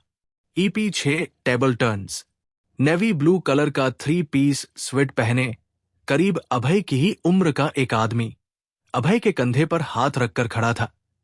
उसे देखकर ही पता चल रहा था कि वो कोई आम आदमी नहीं बल्कि एक जानी मानी हस्ती है। शॉक्ड उसे देख आरुष के मुंह से अचानक निकला, मिस्टर कपाड़िया आप यहां? मिस्टर निखिल कपाड़िया। कपाड़िया एम्पायर के नए यंग सीईओ निखिल ने उसकी आवाज सुनकर एक नजर उसकी तरफ देखा और फिर उसे इग्नोर करते हुए अभय से बोले, अभय ये सब कौन है और तुमने मुझे बताया क्यों नहीं कि क्या सोचा है तुमने?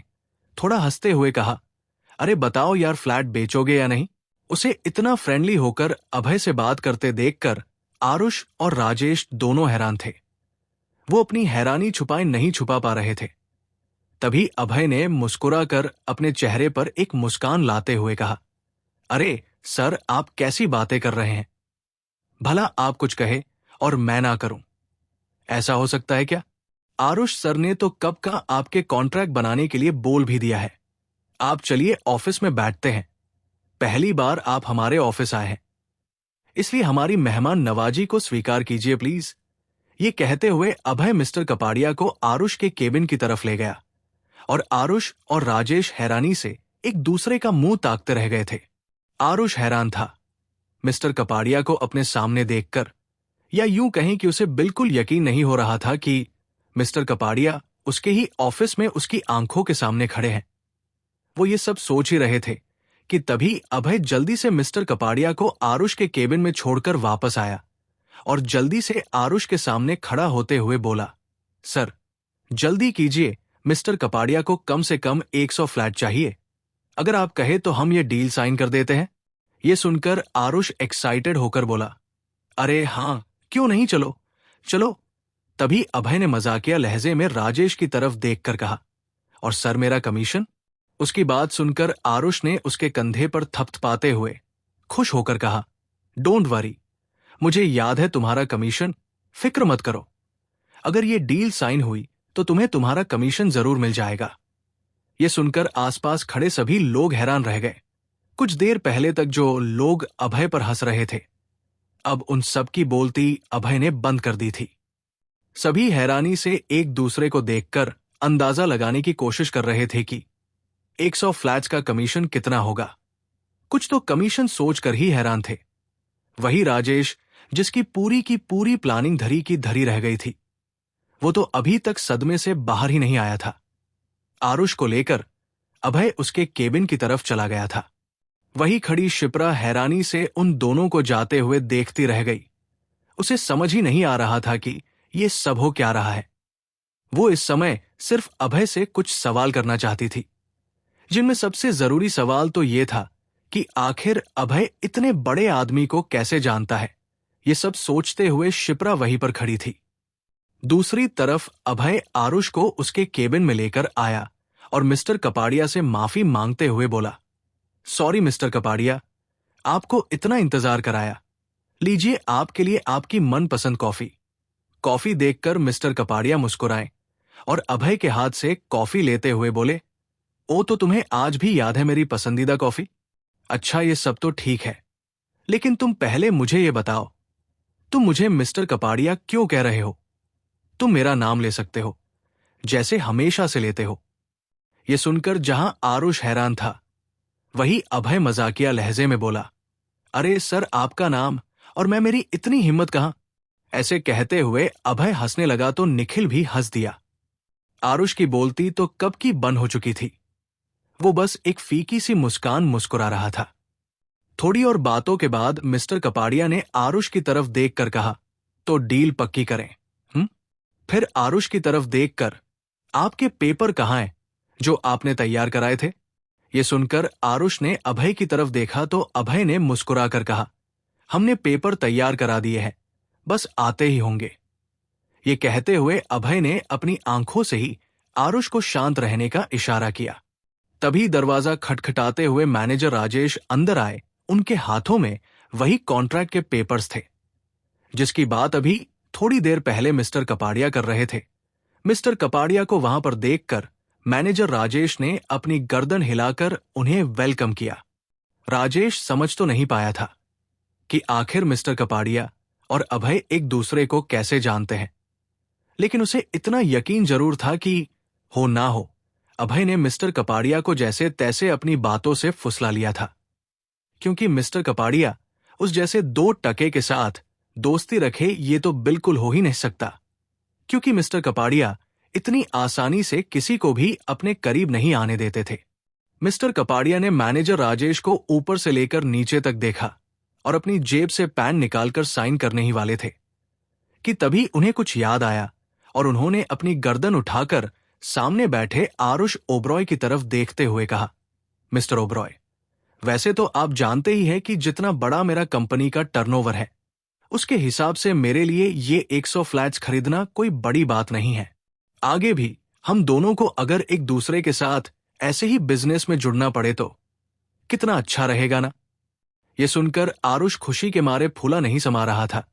उसने अपनी खुशी कंट्रोल करते हुए कहा, अरे हाँ जी सर, बिल्कुल, आप सही कह रहे हैं। मैं कितना आभारी हूं आपका कि आपने ये बात सोची। आप जैसी बड़ी हस्ती के साथ आखिर कौन बेवकूफ होगा जो काम नहीं करना चाहता होगा। यह सुनकर मिस्टर कपाड़िया ने अपना पैंट साइड में टेबल पर रखते हुए कहा, लेकिन इस कॉन्ट्रैक्ट को साइन करने से पहले मेरी एक शर्त है। यह सुनकर आरुष ने बिना सोचे समझे कहा, जो भी शर्त हो सब मंजूर है सर, आप बस बताइए। वही खड़े राजेश को मिस्टर कपाड़िया का स्वभाव अपनी तरफ थोड़ा रूखा लग रहा था। उसे मिस्टर कपाड़िया को देखकर ऐसा लग रहा था जैसे वो उससे नाराज है। उन दोनों को बात करते देख मैनेजर राजेश बोला, अरे हाँ सर, बिल्कुल, आप जो कहेंगे वो शर्त हम जरूर मानेंगे। आपको फिक्र करने की कोई जरूरत नहीं है, आप बोलिए बस। ये सुनकर मिस्टर कपाड़िया ने एक नजर मैनेजर राजेश की तरफ देखा और फिर आरुष की तरफ देखकर बोले, मुझे अपनी कंपनी में अपने साथियों के साथ अच्छा व्यवहार करने वाले लोग पसंद हैं, लेकिन आज आपकी कंपनी में आते ही मैंने कुछ ऐसा देखा जो मुझे बिल्कुल पसंद नहीं आया। अभय और मैं एक दूसरे को बहुत अच्छे से जानते हैं। अभय कभी भी किसी की बेइज्जती करना पसंद नहीं करता और ना ही बिना किसी बात के वो किसी से कुछ कहता है। लेकिन आपके मैनेजर ने जिस तरह से आज उससे बात की, ये बात मुझे बिल्कुल भी पसंद नहीं आई है। इसलिए मुझे ये जानना है कि आखिर आपके मैनेजर किसी से ऐसे कैसे बात कर सकते हैं। ये कहते हुए मिस्टर कपाड़िया ने मैनेजर राजेश को नाराजगी से देखा। मैनेजर राजेश को अपने ऊपर मंडराता हुआ खतरा साफ नजर आ रहा था। तभी आरुष ने अपना इंप्रेशन जमाते हुए कहा, आपको फिक्र करने की जरूरत नहीं है मिस्टर कपाड़िया, मैं आपकी बात समझ रहा हूं और सही पूछे तो मैं भी यही सोच रहा था। मेरी कंपनी में कोई किसी की बेइज्जती इस तरह से करे, ये मुझे बिल्कुल बर्दाश्त नहीं है। इसीलिए आपको फिक्र करने की जरूरत नहीं है। मैनेजर राजेश का आज आखिरी दिन होगा इस कंपनी में और मैं ध्यान रखूंगा कि पूरी दिल्ली में भी उसे कोई और काम ना मिले।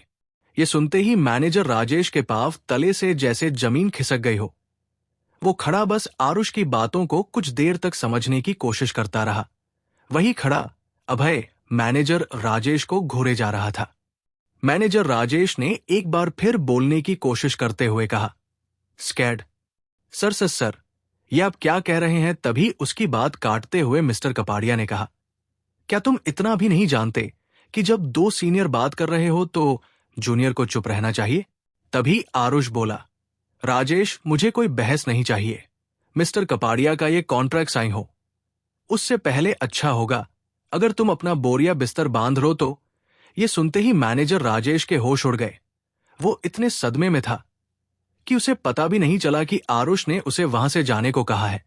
आरुष ने उसे वहीं पर खड़ा देखकर थोड़ी तेज आवाज में दोबारा कहा, मैंने कहा जाओ यहां से। ये कहते हुए उसने अभय को इशारा किया। अभय ने आरुष का इशारा समझते हुए हाँ में गर्दन हिलाई और मैनेजर राजेश को पकड़कर वहां से बाहर ले गया। उन दोनों के जाने के बाद केबिन में मिस्टर कपाड़िया और आरुष एक दूसरे से कॉन्ट्रैक्ट को लेकर बातें कर रहे थे। आरुष को तो इस बात का अंदाजा बिल्कुल भी नहीं था कि अभय ने कॉन्ट्रैक्ट कब तैयार कराया और इसमें क्या क्या लिखा है। लेकिन इस समय आरुष मिस्टर कपाड़िया को नाराज नहीं कर सकता था, इसीलिए उसने जो हो रहा है उसे चुपचाप होने दिया। दूसरी तरफ अभय मिस्टर राजेश को खींचकर बाहर लाया और उसे थोड़ी देर पहले जहां अभय खुद खड़ा था वही खड़े करते हुए तेज आवाज में बोला, सुनाई नहीं दे रहा तुम्हें? क्या कहा सर ने अभी? अपना बोरिया बिस्तर बांध लो और दफा हो जाओ यहां से। जैसे ही अभय की आवाज वहां पर गूंजी, आसपास के सारे लोग फिर से वही इकट्ठा हो गए। वो सभी पहले से ही मिस्टर कपाड़िया के कंपनी में आने की वजह से हैरान थे और अब ये सुनकर कि मैनेजर राजेश को कंपनी से निकाल दिया है, ये सुनकर तो जैसे उन सबका हैरानी से मुंह खुला का खुला रह गया था। वहीं कुछ लोग इस बात को लेकर बहुत खुश भी थे, जो मैनेजर राजेश की धमकियों से परेशान रहते थे। उनका तो जैसे खुशी के मारे कोई ठिकाना ही नहीं था।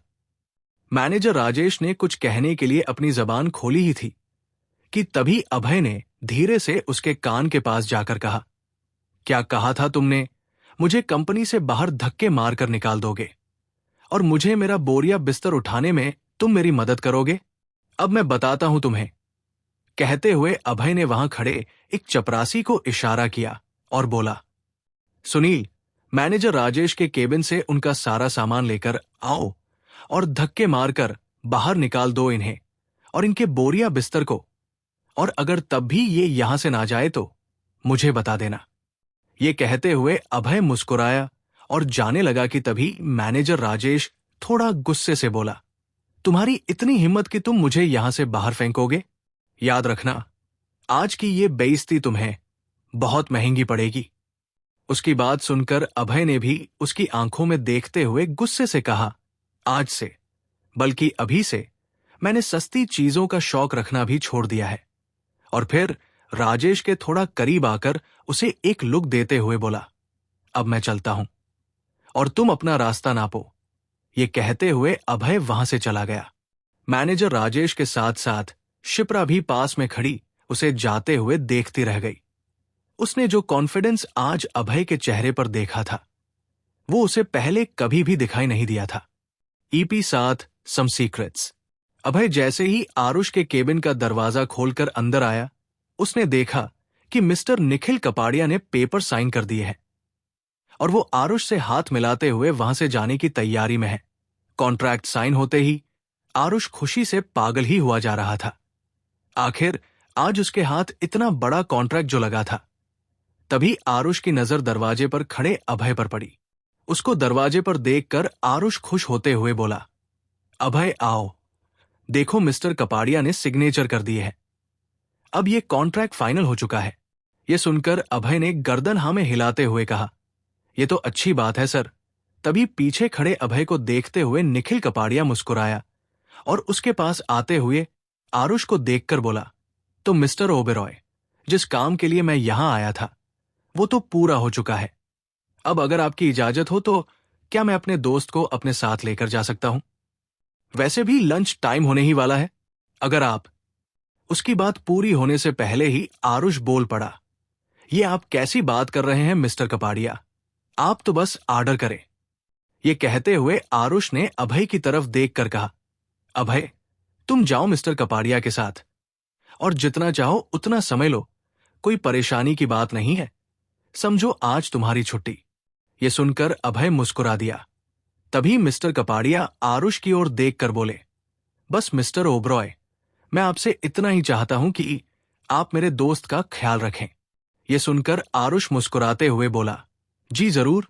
और फिर अभय और मिस्टर कपाड़िया दोनों ही केबिन से बाहर निकल गए। अभय और मिस्टर कपाड़िया को बाहर एक साथ हंसते मुस्कुराते आते हुए देखकर कंपनी के लोग एक बार फिर से उन दोनों को हैरान परेशान होकर देख रहे थे। किसी को भी अभी तक इन दोनों के बीच की ये गुत्थी समझ नहीं आई थी कि कैसे ये दोनों एक दूसरे को जानते हैं। बिना किसी की भी तरफ ध्यान दिए वो दोनों कंपनी से सीधा बाहर निकल गए थे। थोड़ी ही देर बाद ओबेरॉय रियल एस्टेट कंपनी की बिल्डिंग में CEO के केबिन के अंदर, सर, आप ऐसा कैसे कर सकते हैं? मैं आपका इतना वफादार आदमी हूं। आज से नहीं बल्कि सालों से काम कर रहा हूं मैं आपके पास। ये सुनकर आरुष बोला, राजेश, मैं जानता हूं कि तुम मेरे बहुत ही वफादार और काम के आदमी हो, लेकिन तुम ये भी जानते हो कि मैं मिस्टर कपाड़िया से पंगा लूं, इतनी औकात नहीं है मेरी, और ये बात तो तुम भी अच्छे से समझते हो। तभी राजेश, जो कि परेशान सा वहां पर खड़ा था, उसने अपनी आवाज को थोड़ा सा दबाते हुए कहा, सर प्लीज मेरे बारे में भी थोड़ा सोचिए। मेरा पूरा घर, पूरी जिंदगी ही आपकी नौकरी से चलती है। मैंने अपनी पूरी जिंदगी आपकी सेवा की है। अब आप मेरे साथ ऐसा कुछ। तभी उसकी बात को काटते हुए आयुष ने थोड़ा गुस्से से कहा, देखो राजेश, कंपनी के कॉन्ट्रैक्ट के मुताबिक मैं तुम्हें अगले 3 महीने की सैलरी एडवांस में दे रहा हूं। तुम मेरे इतने दिनों से वफादार रहे हो, इसीलिए मैं तुम्हारी थोड़ी और मदद कर देता हूं। लेकिन अब बिना किसी बहस के जाओ यहां से। ये कॉन्ट्रैक्ट इतना बड़ा है, मुझे इसके बारे में भी सोचना है। आरुष की ये बात सुनते ही मैनेजर राजेश का चेहरा उतर गया। वो अपने आप को घसीटते हुए कैबिन से बाहर जाने लगा। तभी वो रुका और आरुष की तरफ देखकर बोला, सर मैं यहां से जा तो रहा हूं, लेकिन जिसकी वजह से ये सब हो रहा है ना, मैं उसे छोड़ूंगा नहीं। आरुष ने जब मैनेजर राजेश को ये कहते सुना तो उसने राजेश की तरफ देखा और बोला, जो कुछ भी तुम सोच रहे हो, अगर वो तुमने करने का सोचा भी तो मिस्टर कपाड़िया तुम्हें छोड़ेगा नहीं। ये याद रखना। उन दोनों को देखकर इस बात का अंदाजा तो मुझे हो गया है कि उन दोनों के बीच काफी गहरी दोस्ती है, और वह भी ऐसी दोस्ती जिसमें वो एक दूसरे के लिए कुछ भी कर सकते हैं। एक भरोसे के साथ आरुष ने मैनेजर राजेश से ये बात कही थी। दूसरी तरफ एक 5 स्टार होटल के V.I.P रूम में अभय निखिल कपाड़िया के सामने बैठा हुआ था। निखिल बड़े ध्यान से हाथ में पानी का गिलास लिए अभय को देख रहा था, या यूं कहें कि अभय को घूर रहा था। उसकी आंखों में बहुत सारे सवाल साफ नजर आ रहे थे। उसे लगातार ऐसे ही घूरते हुए बहुत देर हो चुकी थी। अभय ने एक गहरी सांस ली और अपनी चुप्पी तोड़ते हुए कहा, मुझे ऐसे घूरना बंद करो। ये सुनते ही निखिल कपाड़िया बोला, मैं तुम्हें ऐसे देखना बंद कर दूंगा, लेकिन उससे पहले तुम्हें मेरे सवालों के जवाब देने होंगे। अभय एक बार फिर से एक गहरी सांस लेते हुए अपनी जगह से उठा और मुड़कर अपने गले में पहनी हुई टाई को ढीला करते हुए बोला, मेरे पास तुम्हारे किसी भी सवाल का जवाब नहीं है अभी, और इसलिए मैं चाहता भी नहीं हूं कि तुम मुझसे कोई सवाल करो। इसीलिए मेरी बात मानो और मुझसे कोई भी सवाल अभी नहीं करो तो अच्छा होगा। अभय की बात सुनकर निखिल भी खड़ा हो गया। उसने पीछे से आकर अभय के कंधे पर हाथ रखते हुए कहा, मैं तुम्हारी बात समझ रहा हूं, लेकिन मैं जानना चाहता हूं कि ऐसे सालों तक अपनी पहचान छुपाने का क्या मतलब है, और कहां थे तुम इतने दिन? अगर उस दिन मैं तुम्हारा मैसेज नहीं देखता या मैं वहां नहीं होता तो तुम क्या करने वाले थे? ये सुनकर अभय और निखिल दोनों ही फ्लैशबैक में चले गए। फ्लैशबैक। अभय जब उस रात कपाड़िया रियल एस्टेट कंपनी के ऑफिस में पहुंचा और उसने रिसेप्शन पर बैठी हुई रिसेप्शनिस्ट से कहा, मुझे सीईओ से मिलना है। उसकी बात सुनकर रिसेप्शनिस्ट ने उसे एटीट्यूड दिखाते हुए कहा, क्या क्या कहा तुमने? तुम जानते भी हो तुम क्या कह रहे हो? तुम जैसे लोग C.E.O से मिल क्या उन्हें देख भी नहीं सकते हो? इतनी तुम्हारी औकात नहीं है। यह सुनकर अभय ने उससे कुछ नहीं कहा। उसने अपनी जेब से फोन निकाला और किसी को मैसेज करने लगा। थोड़ी ही देर में निखिल का असिस्टेंट वहां पर भागते हुए आया और उसने चारों तरफ किसी को ढूंढा। तभी उसकी नजर अभय पर पड़ी। अभय को देखते ही उसने उसे वेलकम किया। ये देखकर वहां बैठी रिसेप्शनिस्ट हैरान रह गई। निखिल के असिस्टेंट को वहां देखकर वो जल्दी से अपनी जगह से खड़ी हुई। तभी निखिल के असिस्टेंट ने उस रिसेप्शनिस्ट को डांटते हुए कहा, मिस, तुम्हें कंपनी में कौन आएगा और कौन जाएगा उसकी इंफॉर्मेशन के लिए रखा गया है, इसलिए नहीं कि तुम ये डिसाइड करोगी कि कौन सीईओ से मिलेगा और कौन नहीं। और क्या कहा तुमने, इनकी औकात नहीं है? मैं तुम्हें अभी के अभी इस जॉब से निकलता हूं। You are fired. ये सुनते ही उस रिसेप्शनिस्ट का चेहरा उतर गया। उसकी आंखों में आंसू भर आए थे।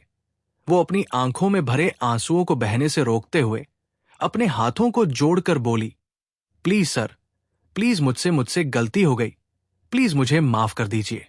तभी अभय ने उस असिस्टेंट को देखकर कहा, इसे जाने दो, और ये कहते हुए वो बिना पीछे देखे लिफ्ट की तरफ चला गया। उसे लिफ्ट की तरफ जाते देखकर निखिल के असिस्टेंट ने उस रिसेप्शनिस्ट को घूर कर देखा और वह भी उसके पीछे जाते हुए बोला, सर आइए, मैं आपको ले चलता हूं। लेकिन अभय ने उसकी बात का कोई जवाब नहीं दिया। थोड़ी ही देर में कपाड़िया बिल्डिंग की सबसे ऊपर 25वीं मंजिल पर बने निखिल कपाड़िया के केबिन का दरवाजा खोलकर जैसे ही अभय अंदर आया, सामने बेचैनी से इधर उधर घूमते हुए एक शख्स दिखा जिसकी उम्र करीब 26-27 साल रही होगी। वो भागते हुए आकर अभय के गले से लग गया। प्रेजेंट डे, वर्तमान में आते ही निखिल ने अभय को देखकर कहा, अगर उस दिन तुम मुझे वो मैसेज करके ये नहीं कहते कि तुम मेरे ऑफिस में हो, या मैं तुम्हारा वो मैसेज टाइम पर नहीं देखता तो तुम क्या करने वाले थे? क्या तुम वापस चले जाते? फिर से पहले की तरह सालों के लिए गायब हो जाते? ये कहते हुए निखिल ने अभय का कंधा पकड़कर उसे अपनी तरफ घुमाया। लेकिन अभय ने उसकी बात का कोई जवाब नहीं दिया। थोड़ी देर बाद निखिल फिर से बोला, देख यार, मैं नहीं जानता कि क्या हुआ है तेरे साथ, लेकिन बचपन में हम दोस्त थे। तू अपने दोस्त और हमारी दोस्ती को तोड़कर बिना कुछ कहे चला गया। लेकिन मैं आज भी तेरा दोस्त हूं। तू जानता है, आज मैं जो कुछ भी हूं वो सिर्फ तेरी वजह से। इसीलिए कभी भी, कोई भी, कैसे भी जरूरत हो तो अपने आप को कभी अकेला मत समझना। ये कहते हुए निखिल अभय के गले लग गया। अभय भी उसके गले लगे हुए मुस्कुरा दिया। तभी निखिल ने उसे झटक कर खुद से दूर किया और बोला, लेकिन मैं तुझसे नाराज हूं। तूने जाने से पहले एक बार भी मुझे बताना जरूरी नहीं समझा। और कहाँ था इतने सालों तक तू? अगर तू चाहता तो मुझे बता सकता था, लेकिन नहीं, इसीलिए ही ना, क्योंकि तूने मुझे कभी अपना दोस्त माना ही नहीं। ये कहते हुए निखिल का गला भर आया था। अभय भी मन ही मन उसकी बातों को सुनकर परेशान हो गया था। उसकी आंखों के सामने उन दोनों के बचपन में एक साथ खेलते खिलखिलाते मंजर घूम रहे थे। उसने बिना कुछ कहे निखिल को अपने गले से लगा लिया। थोड़ी देर उसकी पीठ सहलाकर उसे सांत्वना देने के बाद अभय ने उसे खुद से दूर करते हुए कहा, निखिल, अभी के लिए मैं तुम्हारी किसी भी सवाल का जवाब नहीं दे सकता हूं, लेकिन मैं तुमसे एक वादा चाहता हूं। निखिल ने अपना हाथ उसके हाथ में रखते हुए पूछा, कैसा वादा? अभय ने जवाब देते हुए कहा, मैं नहीं चाहता कि जब तक मैं न चाहूं तब तक किसी को भी मेरे यहां होने या मेरी असलियत के बारे में कुछ भी पता चले। इसीलिए मेरे बारे में किसी को भी पता नहीं चलना चाहिए। यह सुनकर निखिल ने उसके हाथ पर अपनी पकड़ मजबूत करते हुए कहा, मैं तुमसे वादा करता हूं कि किसी को भी इस बारे में कभी पता नहीं चलेगा जब तक तुम नहीं कहोगे। ये मेरा वादा है। निखिल की बात सुनकर अभय मुस्कुरा दिया। तभी निखिल ने कहा, एक बात पूछूं तुमसे? अभय ने अपनी गर्दन हाँ में हिलाई तो निखिल बोला, ऐसा क्या हुआ था सालों पहले जो तुम घर छोड़कर चले गए थे? यह सुनकर अभय पलटकर खाने के टेबल के पास जाते हुए बोला, निखिल चलो, मुझे बहुत भूख लगी है, चलो लंच करते हैं। उसका जवाब सुनकर निखिल समझ गया कि अभय इस सवाल का जवाब नहीं देना चाहता है। उसने भी उसके साथ कोई जबरदस्ती नहीं की और चुपचाप खाना खाने के लिए बैठ गया। निखिल ने अभय के चेहरे को गौर से देखते हुए मन ही मन कहा, अभय, मैं नहीं जानता कि वो कौन सा ऐसा राज है जो तुम अपने भीतर छुपा रहे हो, लेकिन मैं तुमसे वादा करता हूं कि जैसे तुमने एक समय पर मेरा साथ दिया था, ऐसे ही मैं भी तुम्हारा साथ हमेशा दूंगा। चाहे कैसी भी परिस्थितियां क्यों ना हो, मैं हमेशा तुम्हारा साथ दूंगा। इस जिंदगी में मैंने तुम दो लोगों से ही मिलने की तो तमन्ना की है। आज मुझे तुम मिल गए, एक दिन वो भी जरूर मिल जाएगी।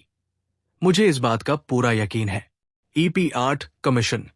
अपने ऑफिस डेस्क पर बैठी शिप्रा आज जो कुछ भी हुआ उसके बारे में सोचे जा रही थी। वो आज अभय का अलग ही रूप देखकर हैरान थी, और ऊपर से इतना बड़ा कॉन्ट्रैक्ट उसके द्वारा मिलना, इतने बड़े आदमी से अभय की जान पहचान, ये सभी सवाल शिप्रा के दिमाग में घूम रहे थे। शिप्रा ये जानकर जितना खुश थी कि आज उसकी नौकरी नहीं जाएगी, उतना ही वो इस बात से हैरान भी थी कि आखिर कैसे अभय ने ये सब किया होगा।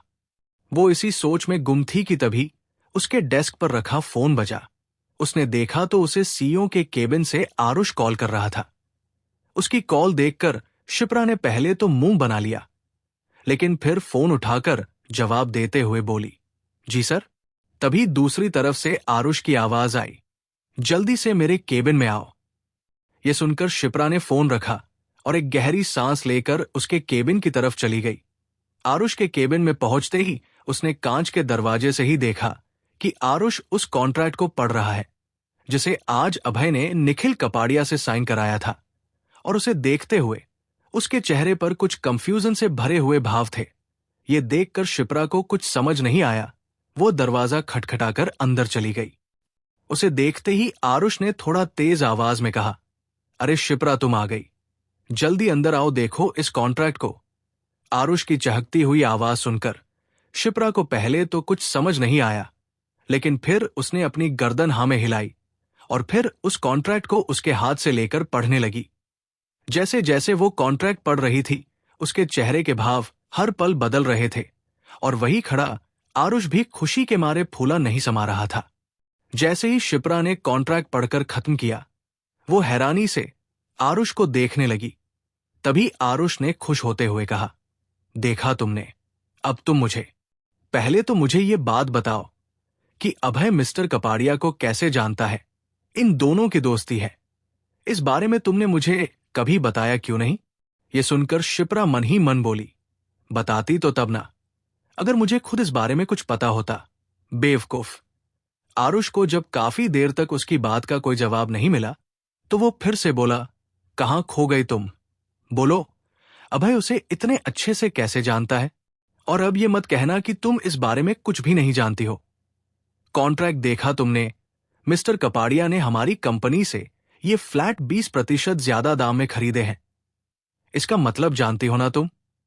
ये सब अभय और मिस्टर कपाड़िया की दोस्ती की वजह से हुआ है। हमें ये फ्लैट बेचने पर 20% ज्यादा मिलेगा। लेकिन कैसे? आखिर ऐसा कैसे कर सकता है अभय? मैं ये नहीं समझ पा रहा हूं। उसकी बात सुनकर शिप्रा ने अपना सरनामे हिलाते हुए कहा, सॉरी सर, लेकिन मुझे इसके बारे में सच में कोई आइडिया नहीं है। मुझे भी नहीं पता कि ये दोनों एक दूसरे को कैसे जानते हैं। उसको इग्नोर करते हुए आरुष ने अपनी टोन को थोड़ा लाइट करते हुए कहा, वैसे मैंने तुम्हें यहां किसी और काम से बुलाया था। तुम तो जानती हो ना, पिछले दिनों कंपनी में क्या हुआ। उस राजेश ने मुझे अभय के खिलाफ कर दिया था, इसलिए मैं तुमसे सॉरी कहना चाहता हूं। सीईओ होने के बावजूद मैं अपने ईमानदार एम्प्लॉइज को नहीं समझ पाया। ये मेरी गलती है, इसलिए प्लीज मुझे माफ कर दो। I am sorry. ये सुनते ही उसकी आंखें बड़ी बड़ी हो गई, लेकिन तभी उसे यह भी समझ आ गया कि आरुष जो कुछ भी कह रहा है वो मिस्टर कपाड़िया के कॉन्ट्रैक्ट को बनाए रखने के लिए कह रहा है। शिप्रा ने भी ज्यादा इस बात पर ध्यान नहीं दिया और बोली, इट्स ओके सर। आरुष ने मुस्कुराते हुए कहा, तुम्हें कभी भी किसी भी चीज की जरूरत हो तो तुम मुझे बेझिझक बोल सकती हो। मैं हमेशा तुम्हारे साथ हूं। ये कहते हुए आरुष ने शिप्रा के कंधे पर हाथ रखा। शिप्रा को आरुष का उसके करीब आना बिल्कुल अच्छा नहीं लग रहा था। शिप्रा ने जल्दी से अपने अपने कंधे से उसका हाथ हटा दिया और बोली, सर मुझे काम है, मैं चलती हूं। तभी आरुष मुस्कुराया और गर्दन हिलाकर उसे जाने का इशारा किया। वो जैसे ही पलटकर वहां से जाने लगी, आरुष बोल पड़ा, तुम जानती हो ना, इस कॉन्ट्रैक्ट के साइन होने पर इसमें तुम्हारे पति का कमीशन कितना ज्यादा है? यह सुनकर शिप्रा उसकी तरफ मुड़ी और अपनी गर्दन धीरे से हिला दी। आरुष ने भी उसे एक नजर देखकर वहां से जाने का इशारा कर दिया। शिप्रा जल्दी से केबिन से निकलकर बाहर आ गई। आरुष ने उसके बाहर निकलते ही अपने सीने पर हाथ रखते हुए खुद से ही कहा, हाय, इस लड़की ने तो मेरा दिमाग घुमा रखा है। आज तक मैं जितनी भी लड़कियों से मिला हूं, ये उन सब में सबसे अलग है। अभी के लिए तो मेरे लिए ये कॉन्ट्रैक्ट जरूरी है, लेकिन इसका मतलब ये बिल्कुल नहीं है कि मैंने इसे पाने का इरादा छोड़ दिया है। जिस चीज पर एक बार मेरी नजर पड़ जाए उसे तो मैं पाकर ही रहता हूं। इसलिए तैयार रहना मिस शिप्रा, तुम्हें मैं अपने बिस्तर तक लाकर ही दम लूंगा।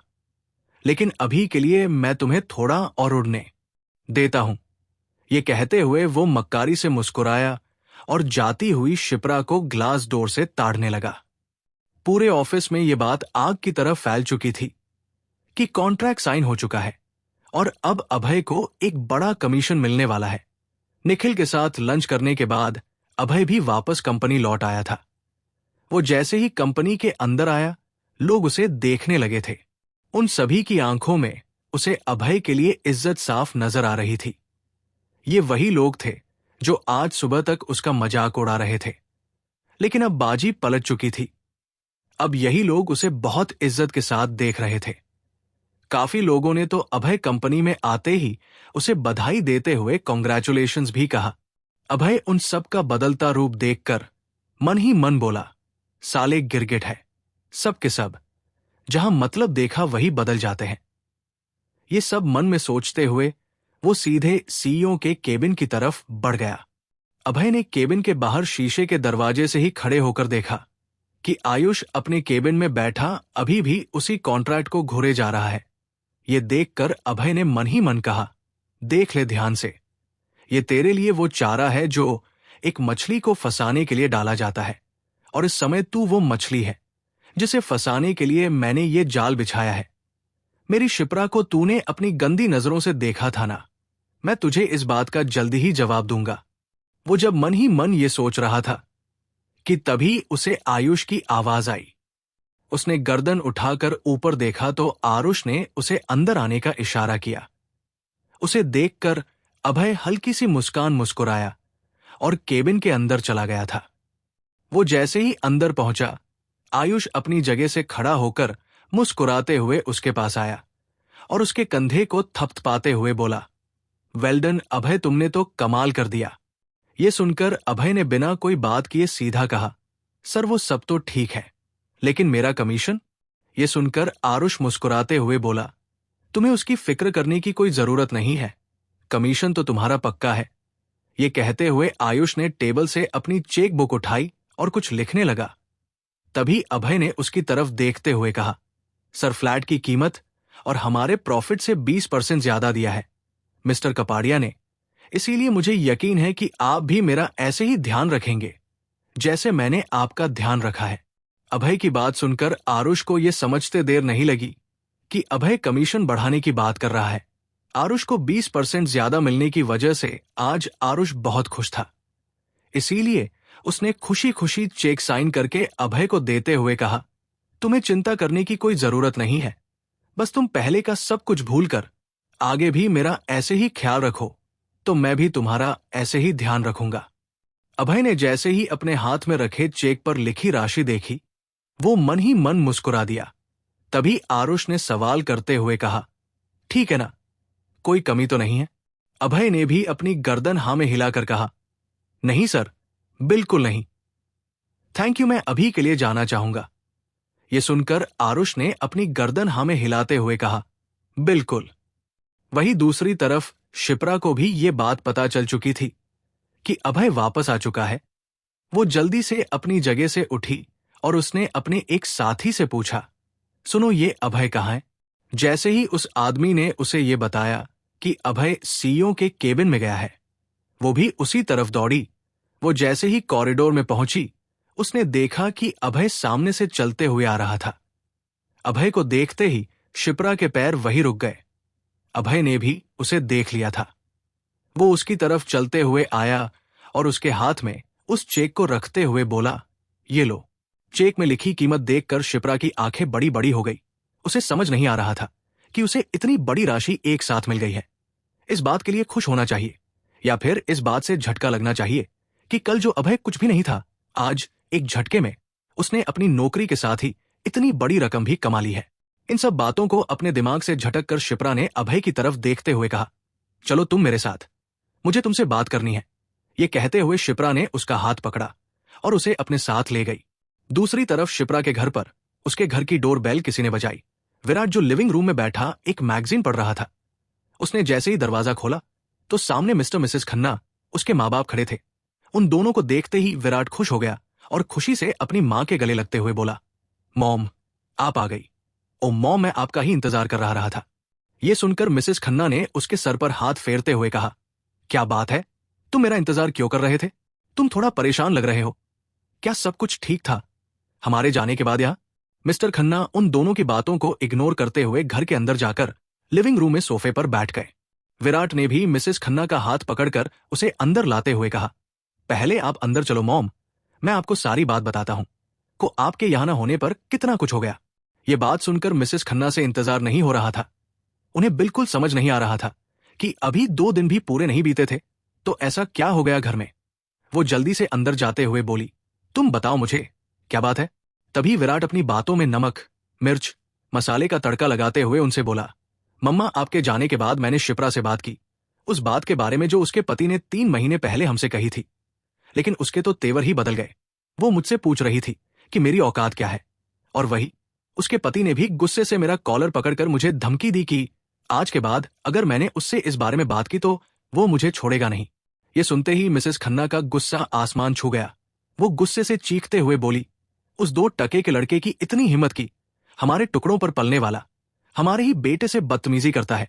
उसका सारा सामान निकाल कर घर से बाहर फेंक दो। मैं देखती हूं कि वो क्या करता है। बहुत जबान चल रही है उसकी। अब मैं उसे उसकी औकात दिखाती हूं। EP9 विराट की चल। विराट के ये कहने के बाद कि अभय ने विराट के साथ बदतमीजी की है और उसे धमकी भी दी है, मिसेस खन्ना का दिमाग खराब हो गया था। वो गुस्से से जैसे फटी जा रही थी। उन्होंने चीखते हुए कहा, विराट, उठाओ उनका सारा सामान और घर से बाहर फेंक दो अभी के अभी। वो मुझे यहां दिखाई नहीं देने चाहिए। मैं देखती हूं आखिर फिर वो क्या करेंगे। तभी पीछे सोफे पर बैठे हुए मिस्टर खन्ना ने उन दोनों की बातों को सुनकर कहा, ये तुम दोनों क्या बकवास कर रहे हो? जितना विराट इस घर का बेटा है, उतनी ही शिप्रा भी इस घर की बेटी है।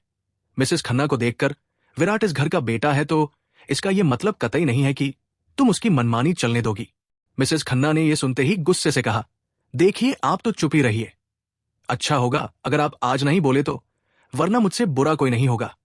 मिस्टर खन्ना ने यह सुनकर एक बार दोबारा कोशिश करते हुए कहा, लेकिन तुम भी तो समझने की कोशिश करो। शिप्रा भी हमारी ही बेटी है, फिर तुम उसके साथ ऐसा कैसे कर सकते हो? यह सुनकर मिसेस खन्ना गुस्से से बोली, कौन सी बेटी? वो बेटी जिसने कभी हमसे किसी भी बारे में पूछना जरूरी नहीं समझा। क्या ये शादी करते हुए उसने हमसे पूछा था? नहीं ना? तो क्यों रह रही है शादी के 3 साल बाद भी वो हमारे घर में? अरे चली जाए अपने पति के साथ, क्यों नहीं जाती यहां से? और वो उसका निठल्ला पति 3 साल से घर में रोटियां तोड़ रहा था। अब 3 महीने कमा लिया तो अपने आप को ज्यादा स्मार्ट समझता है और मेरे बेटे को धमकी देगा। इतनी औकात भी है उसकी? ये कहते हुए मिसेस खन्ना मिस्टर खन्ना पर चिल्लाई जा रही थी। मिस्टर खन्ना मिसेस खन्ना से ज्यादा बहस करना पसंद नहीं करते थे। वो जानते थे कि बगैर बात की बातों को आगे बढ़ाने में उनकी वाइफ बहुत माहिर है। इसीलिए उन्होंने विराट की तरफ देखते हुए कहा, विराट, कम से कम तुम तो समझो वो तुम्हारी बहन है। अगर तुम मुझे ऐसे घर से जाने के लिए कहोगे तो सोचो उसे कितना बुरा लगेगा। यह सुनकर विराट ने कहा, मैं समझता हूं डैड, लेकिन आप ही बताइए। कॉलर पकड़ ली उसने मेरी। क्या मेरी कोई सेल्फ रिस्पेक्ट नहीं है? यह सुनकर मिस्टर खन्ना ने फिर से कुछ बोलने की कोशिश करने के लिए अपना मुंह खोला ही था कि तभी मिसेस खन्ना तेज आवाज में बोली, बस बहुत हो गया, अब आप चुप हो जाइए। आपको इतना सोचना जरूरी नहीं है। यह कहते हुए मिसेस खन्ना ने उन्हें इशारा करते हुए कहा, आपका खाना मैं आपके कमरे में भिजवा दूंगी। अच्छा होगा कि अगर आप जाकर आराम करें। मिसेस खन्ना की बात सुनकर मिस्टर खन्ना समझ गए कि वो इस समय कुछ भी नहीं कर सकते हैं। इसीलिए उन्होंने ज्यादा कुछ भी कहना सही नहीं समझा और चुपचाप अपने कमरे की तरफ चले गए। मिसेस खन्ना ने विराट को देखते हुए कहा।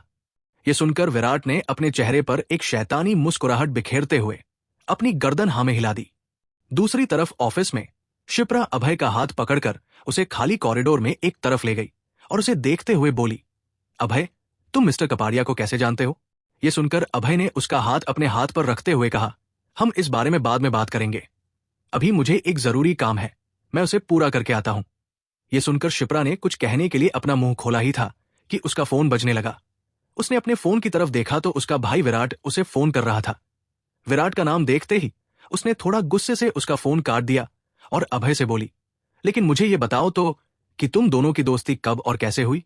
उसने जैसे ही दोबारा ये कहा, उसके हाथ से वो चेक लेते हुए उसकी आंखों में आंखें डालकर अभय ने कहा, आज के बाद मैं तुम्हारी हर नाराजगी दूर करने की कोशिश करूंगा। हमारी शादी के बाद जो खुशियां मैं तुम्हें नहीं दे पाया था, अब मैं उन्हें पूरी करने की हर मुमकिन कोशिश करूंगा। यह सुनकर शिप्रा फिर से अपने कुछ सवाल पूछने के लिए अपना मुंह खोलने ही वाली थी कि तभी शिप्रा का फोन दोबारा बजने लगा। शिप्रा ने फोन की तरफ देखा तो विराट उसे फिर से कॉल कर रहा था। यह देखते हुए अभय ने उसके फोन पर एक नजर डाली और बोला, तुम उससे बात करो, मैं शाम तक वापस घर आ जाऊंगा। यह कहते हुए वो वहां से निकल गया। शिप्रा बस उसे जाते हुए देखती रह गई। तभी उसके हाथ में रखा फोन फिर से बजा। इस बार उसने इरिटेट होकर गुस्से से फोन उठाया और बोली, हेलो, हाँ क्या है? ऐसा कौन सा तूफान आ गया है जो तुम मुझे कॉल पर कॉल किए जा रहे हो? थोड़ी देर रुककर दूसरी तरफ से विराट की आवाज आई, तुम्हें मॉम ने बुलाया है, जितना जल्दी हो सके तुम यहां पर पहुंच जाओ। उसकी बात सुनते ही शिप्रा ने थोड़ा गुस्से से कहा, ओहो, तो आखिर तुमने वो कर ही दिखाया जिसका तुम इतने दिन से इंतजार कर रहे थे। यह सुनकर विराट ने कहा, मैंने कहा मॉम ने तुम्हें अभी अभी घर बुलाया है, तो चुपचाप अपनी बकवास बंद करो और घर आ जाओ। यह बात सुनकर शिप्रा ने चिढ़ते हुए कहा, मैं भी कोई घूमने नहीं आई हूं यहां, जो कभी भी मुंह उठाकर फोन करोगे और मैं प्रकट हो जाऊंगी। ऑफिस में हूं, ऑफिस की छुट्टी होने के बाद ही मैं घर पर आऊंगी। ये कहते हुए शिप्रा ने फोन काट दिया। शिप्रा के फोन काटते ही विराट ने अपनी मां की तरफ देखकर कहा, देखा आपने, कितनी हिम्मत बढ़ गई है इस लड़की की मॉम। उस लड़के के साथ रहते रहते ये भी दिन पर दिन बदतमीज होती जा रही है। ये सुनकर मिसेस खन्ना का गुस्सा बढ़ता ही जा रहा था। उन्होंने अपने घर के एक नौकर दीपू को जोर से आवाज लगाते हुए कहा, दीपू जाओ उन दोनों का सारा सामान पैक करो और इस घर से बाहर फेंक दो। ये सुनकर विराट के चेहरे पर एक जहरीली मुस्कान आ गई। दूसरी तरफ शिप्रा परेशानी में अपने सर पर अपने हाथों को रखे बैठी थी। उसे समझ नहीं आ रहा था कि आखिर वो करे तो करे क्या। वो अपने भाई की इन हरकतों से इतना परेशान हो चुकी थी कि कभी कभी तो उसका मन करता कि वो खुद ही उसका गला दबा दे। इसी उधेड़बुन में ऑफिस खत्म होने के बाद शिप्रा अपने घर पहुंची।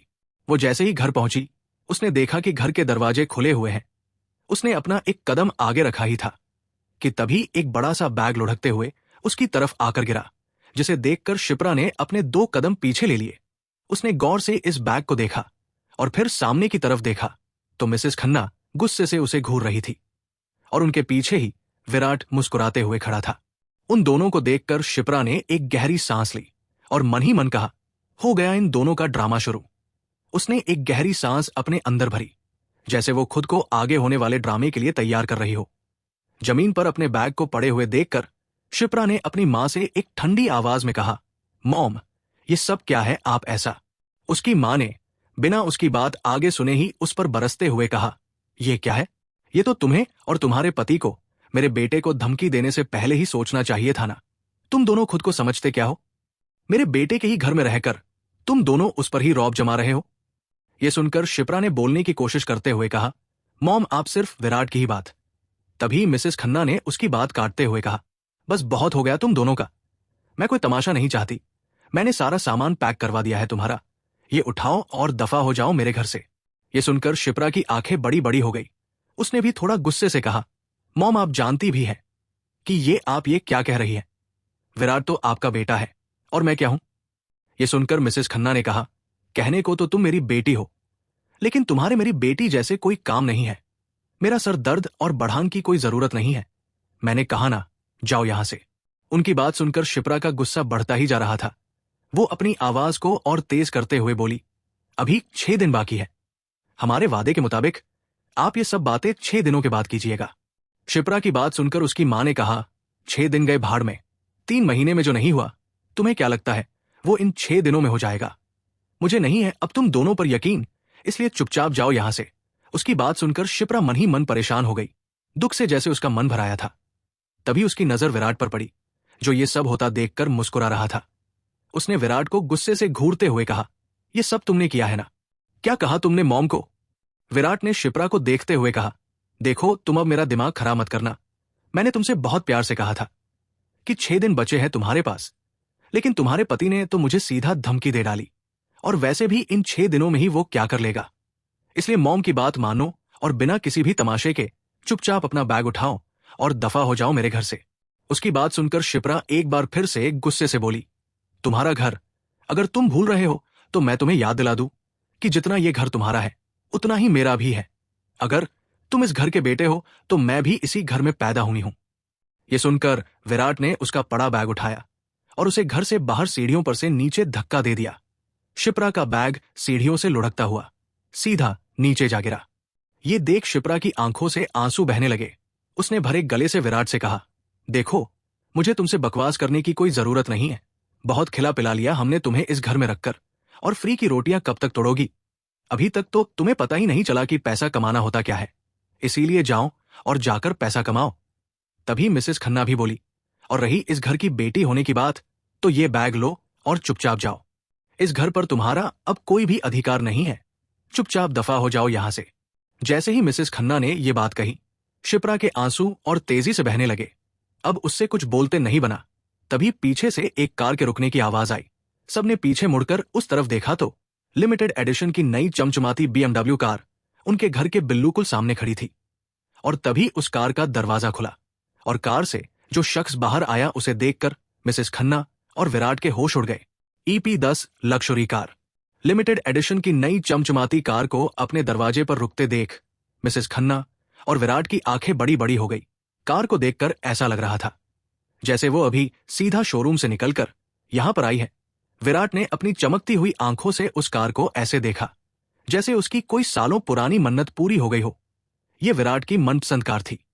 शिप्रा ने भी जब मिसेस खन्ना और विराट की नजरों का पीछा किया और पीछे मुड़कर उनकी तरफ देखा, तभी लग्जरी कार का दरवाजा खुला और जो शख्स उससे बाहर निकला उसे देखकर तीनों ही हैरान हो गए।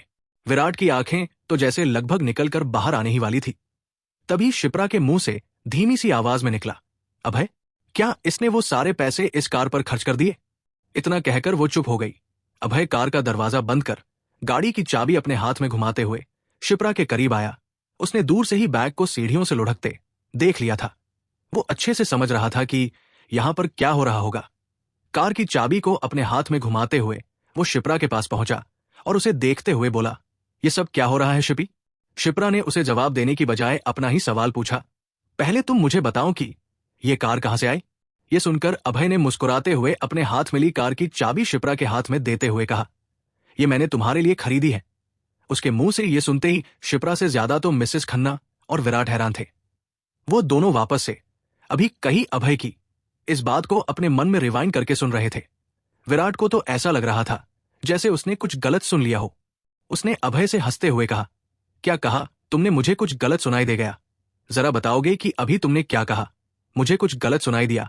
उसकी बात को इग्नोर करते हुए अभय ने शिप्रा से कहा, तुम हमेशा से ऐसी ही लग्जरी कार लेना चाहती थी ना?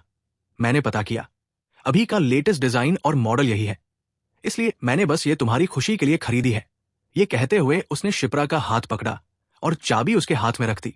कार की चाबी को देखते हुए शिप्रा के चेहरे पर मिले जुले भाव थे। शिप्रा जानती थी कि अभय के पास आज इतने पैसे थे कि वो आसानी से एक लग्जरी कार ले सकता था, लेकिन उसे समझ नहीं आ रहा था कि एक तरफ तो उनके घर से बेघर होने की नौबत आ गई है और दूसरी तरफ अभय ने ये कार खरीदकर क्या किया है। वो इस बात को समझना चाह रही थी कि आखिर अभय करना क्या चाहता है। तभी विराट ने एक बार फिर से उन दोनों के बीच दखलंदाजी करते हुए कहा, तुमने कार खरीदी है? उसका मजाक उड़ाकर हंसते हुए, तुम्हारी इतनी औकात कब से हो गई कि तुमने एक कार खरीद ली, और वो भी लग्जरी कार? ज्यादा फेंको मत, सर पर छत नहीं है और बात लग्जरी कार खरीदने की करते हो। अब जल्दी बताओ किसकी कार चोरी की है तुमने?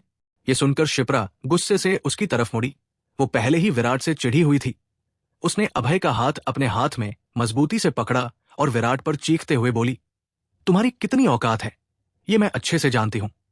मॉम को बहला फुसलाकर ये घर तुमने अपने नाम पर करा लिया है तो तुम खुद को कहीं का राजा समझने लगे हो क्या? तुम्हारी जिंदगी की सच्चाई यह है कि तुम खुद दूसरों के टुकड़ों पर पलने वाला एक को। इतना कहकर शिप्रा ने अपनी बात अधूरी छोड़ दी। तभी विराट गुस्से से बोला, बोलो बोलो, रुक क्यों गई? मैं भी तो देखूं कितना जहर भरा है तुम्हारे मन में मेरे लिए। शिप्रा ने उसे घूर कर उंगली दिखाते हुए कहा, ये मैं अच्छे से जानती हूं कि किसके मन में किसके लिए कितना जहर है, और तुम तो उन लोगों से भी गए गुजरे हो जो रोड पर भीख मांगकर अपना गुजारा करते हैं। तुमने मुझे आज घर से बेघर किया है ना, एक दिन तुम खुद भी सड़क पर आ जाओगे, और याद रखना उस समय तुम्हारी मदद करने वाला और कोई भी नहीं होगा। विराट और मिसेस खन्ना वहां खड़े शिप्रा की बातों को सुन रहे थे। मिसेस खन्ना को उसकी बातें सुनकर बहुत गुस्सा आ रहा था।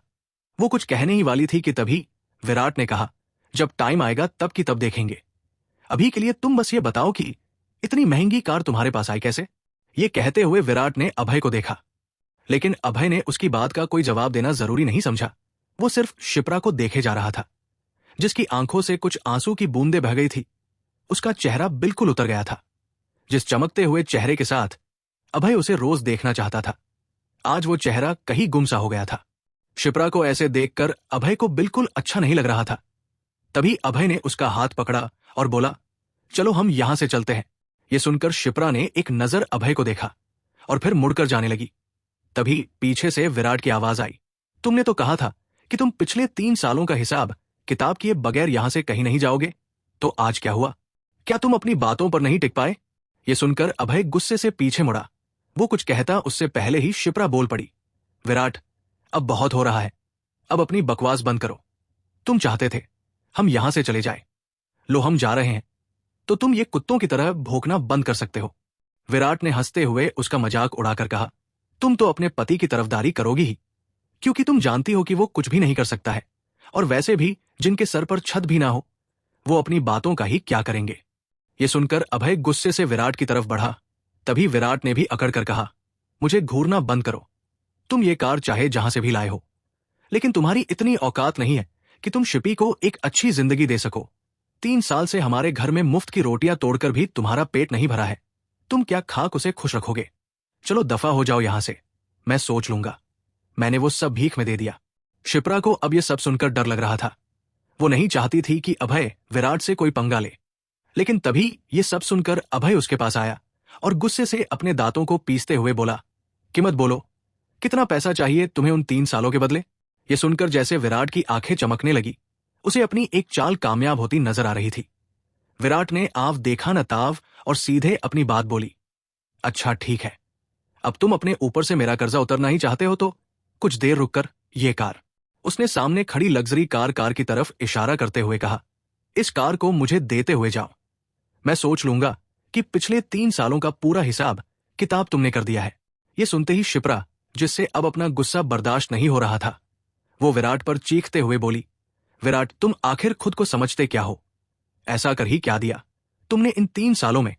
हाँ मानती हूं कि अभय कमात नहीं था, लेकिन मेरी पूरी सैलरी इसी घर में खर्च होती थी।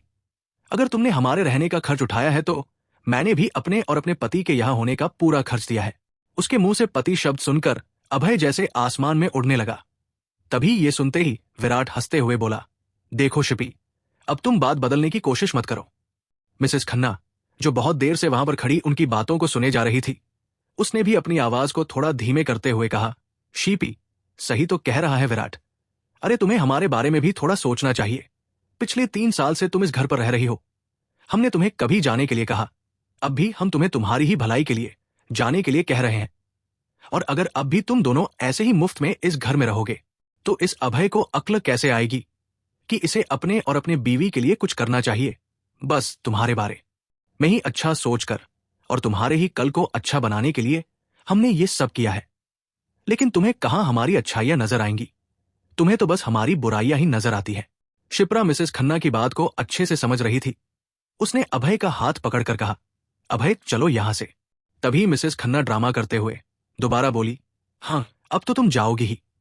आखिर तुम्हारे भाई ने तुमसे कुछ मांग जो लिया है, अगर बहन होने के नाते तुम उसकी थोड़ी मदद कर दोगी तो क्या बिगड़ जाएगा? लेकिन नहीं, तुम ऐसा क्यों करने लगी? थोड़ा रुआसी होकर डॉट, आखिर तुम हमें अपना मानती ही कहां हो? तुम्हारे लिए तो हम कोई गैर है। एक बार भी तुम अपने भाई के बारे में ये नहीं सोचती कि अगर उसकी शादी अनामिका से हो जाएगी तो एक अच्छे घर की लड़की इस घर में आ जाएगी और हमारा जो बिजनेस दिन प्रतिदिन डूबता जा रहा है वो फिर से चलने लगेगा। और ऐसा होते ही इसमें उतना ही फायदा तुम्हारा भी होगा जितना हमारा है। लेकिन नहीं, तुम्हें तो सिर्फ हमारा फायदा उठाना है। अगर तुम्हारे भाई ने ये कार मांग भी तो क्या बुरा कर दिया? बोलो, क्या तुम 3 साल से इस घर में नहीं रह रही हो? अरे शादी के 3 साल बाद भी कौन लड़की अपने घर में रहती है, और वो भी मुफ्त की रोटियां तोड़ते हुए अपने पति को भी यहीं पर लेकर? और अगर उसके बदले में तुम लोग ये कार हमें दे भी देते हो तो कौन सी बड़ी बात है? क्यों भाई, तुम तो अपने आप को एक मर्द कहते हो ना, तो कैसे मर्द हो तुम? तुम्हारे ऊपर हमारे 3 सालों का कर्जा है, तो अब क्या तुम ऐसे ही ये घर छोड़कर चले जाओगे बिना उसके लिए कुछ हर्जाना दिए? मिसेस खन्ना की ये सब बातें सुनकर अभय ने कुछ कहने के लिए अपना मुंह खोला ही था कि तभी शिप्रा गुस्से से बोली, बस बहुत हो गया मिसेस खन्ना, आज आपने अपनी सारी हदें पार कर दी है। आज मुझे समझ आया कि आप सच में सिर्फ एक बेटे की ही मां है। आप जैसी औरत मेरी मां हो ही नहीं सकती।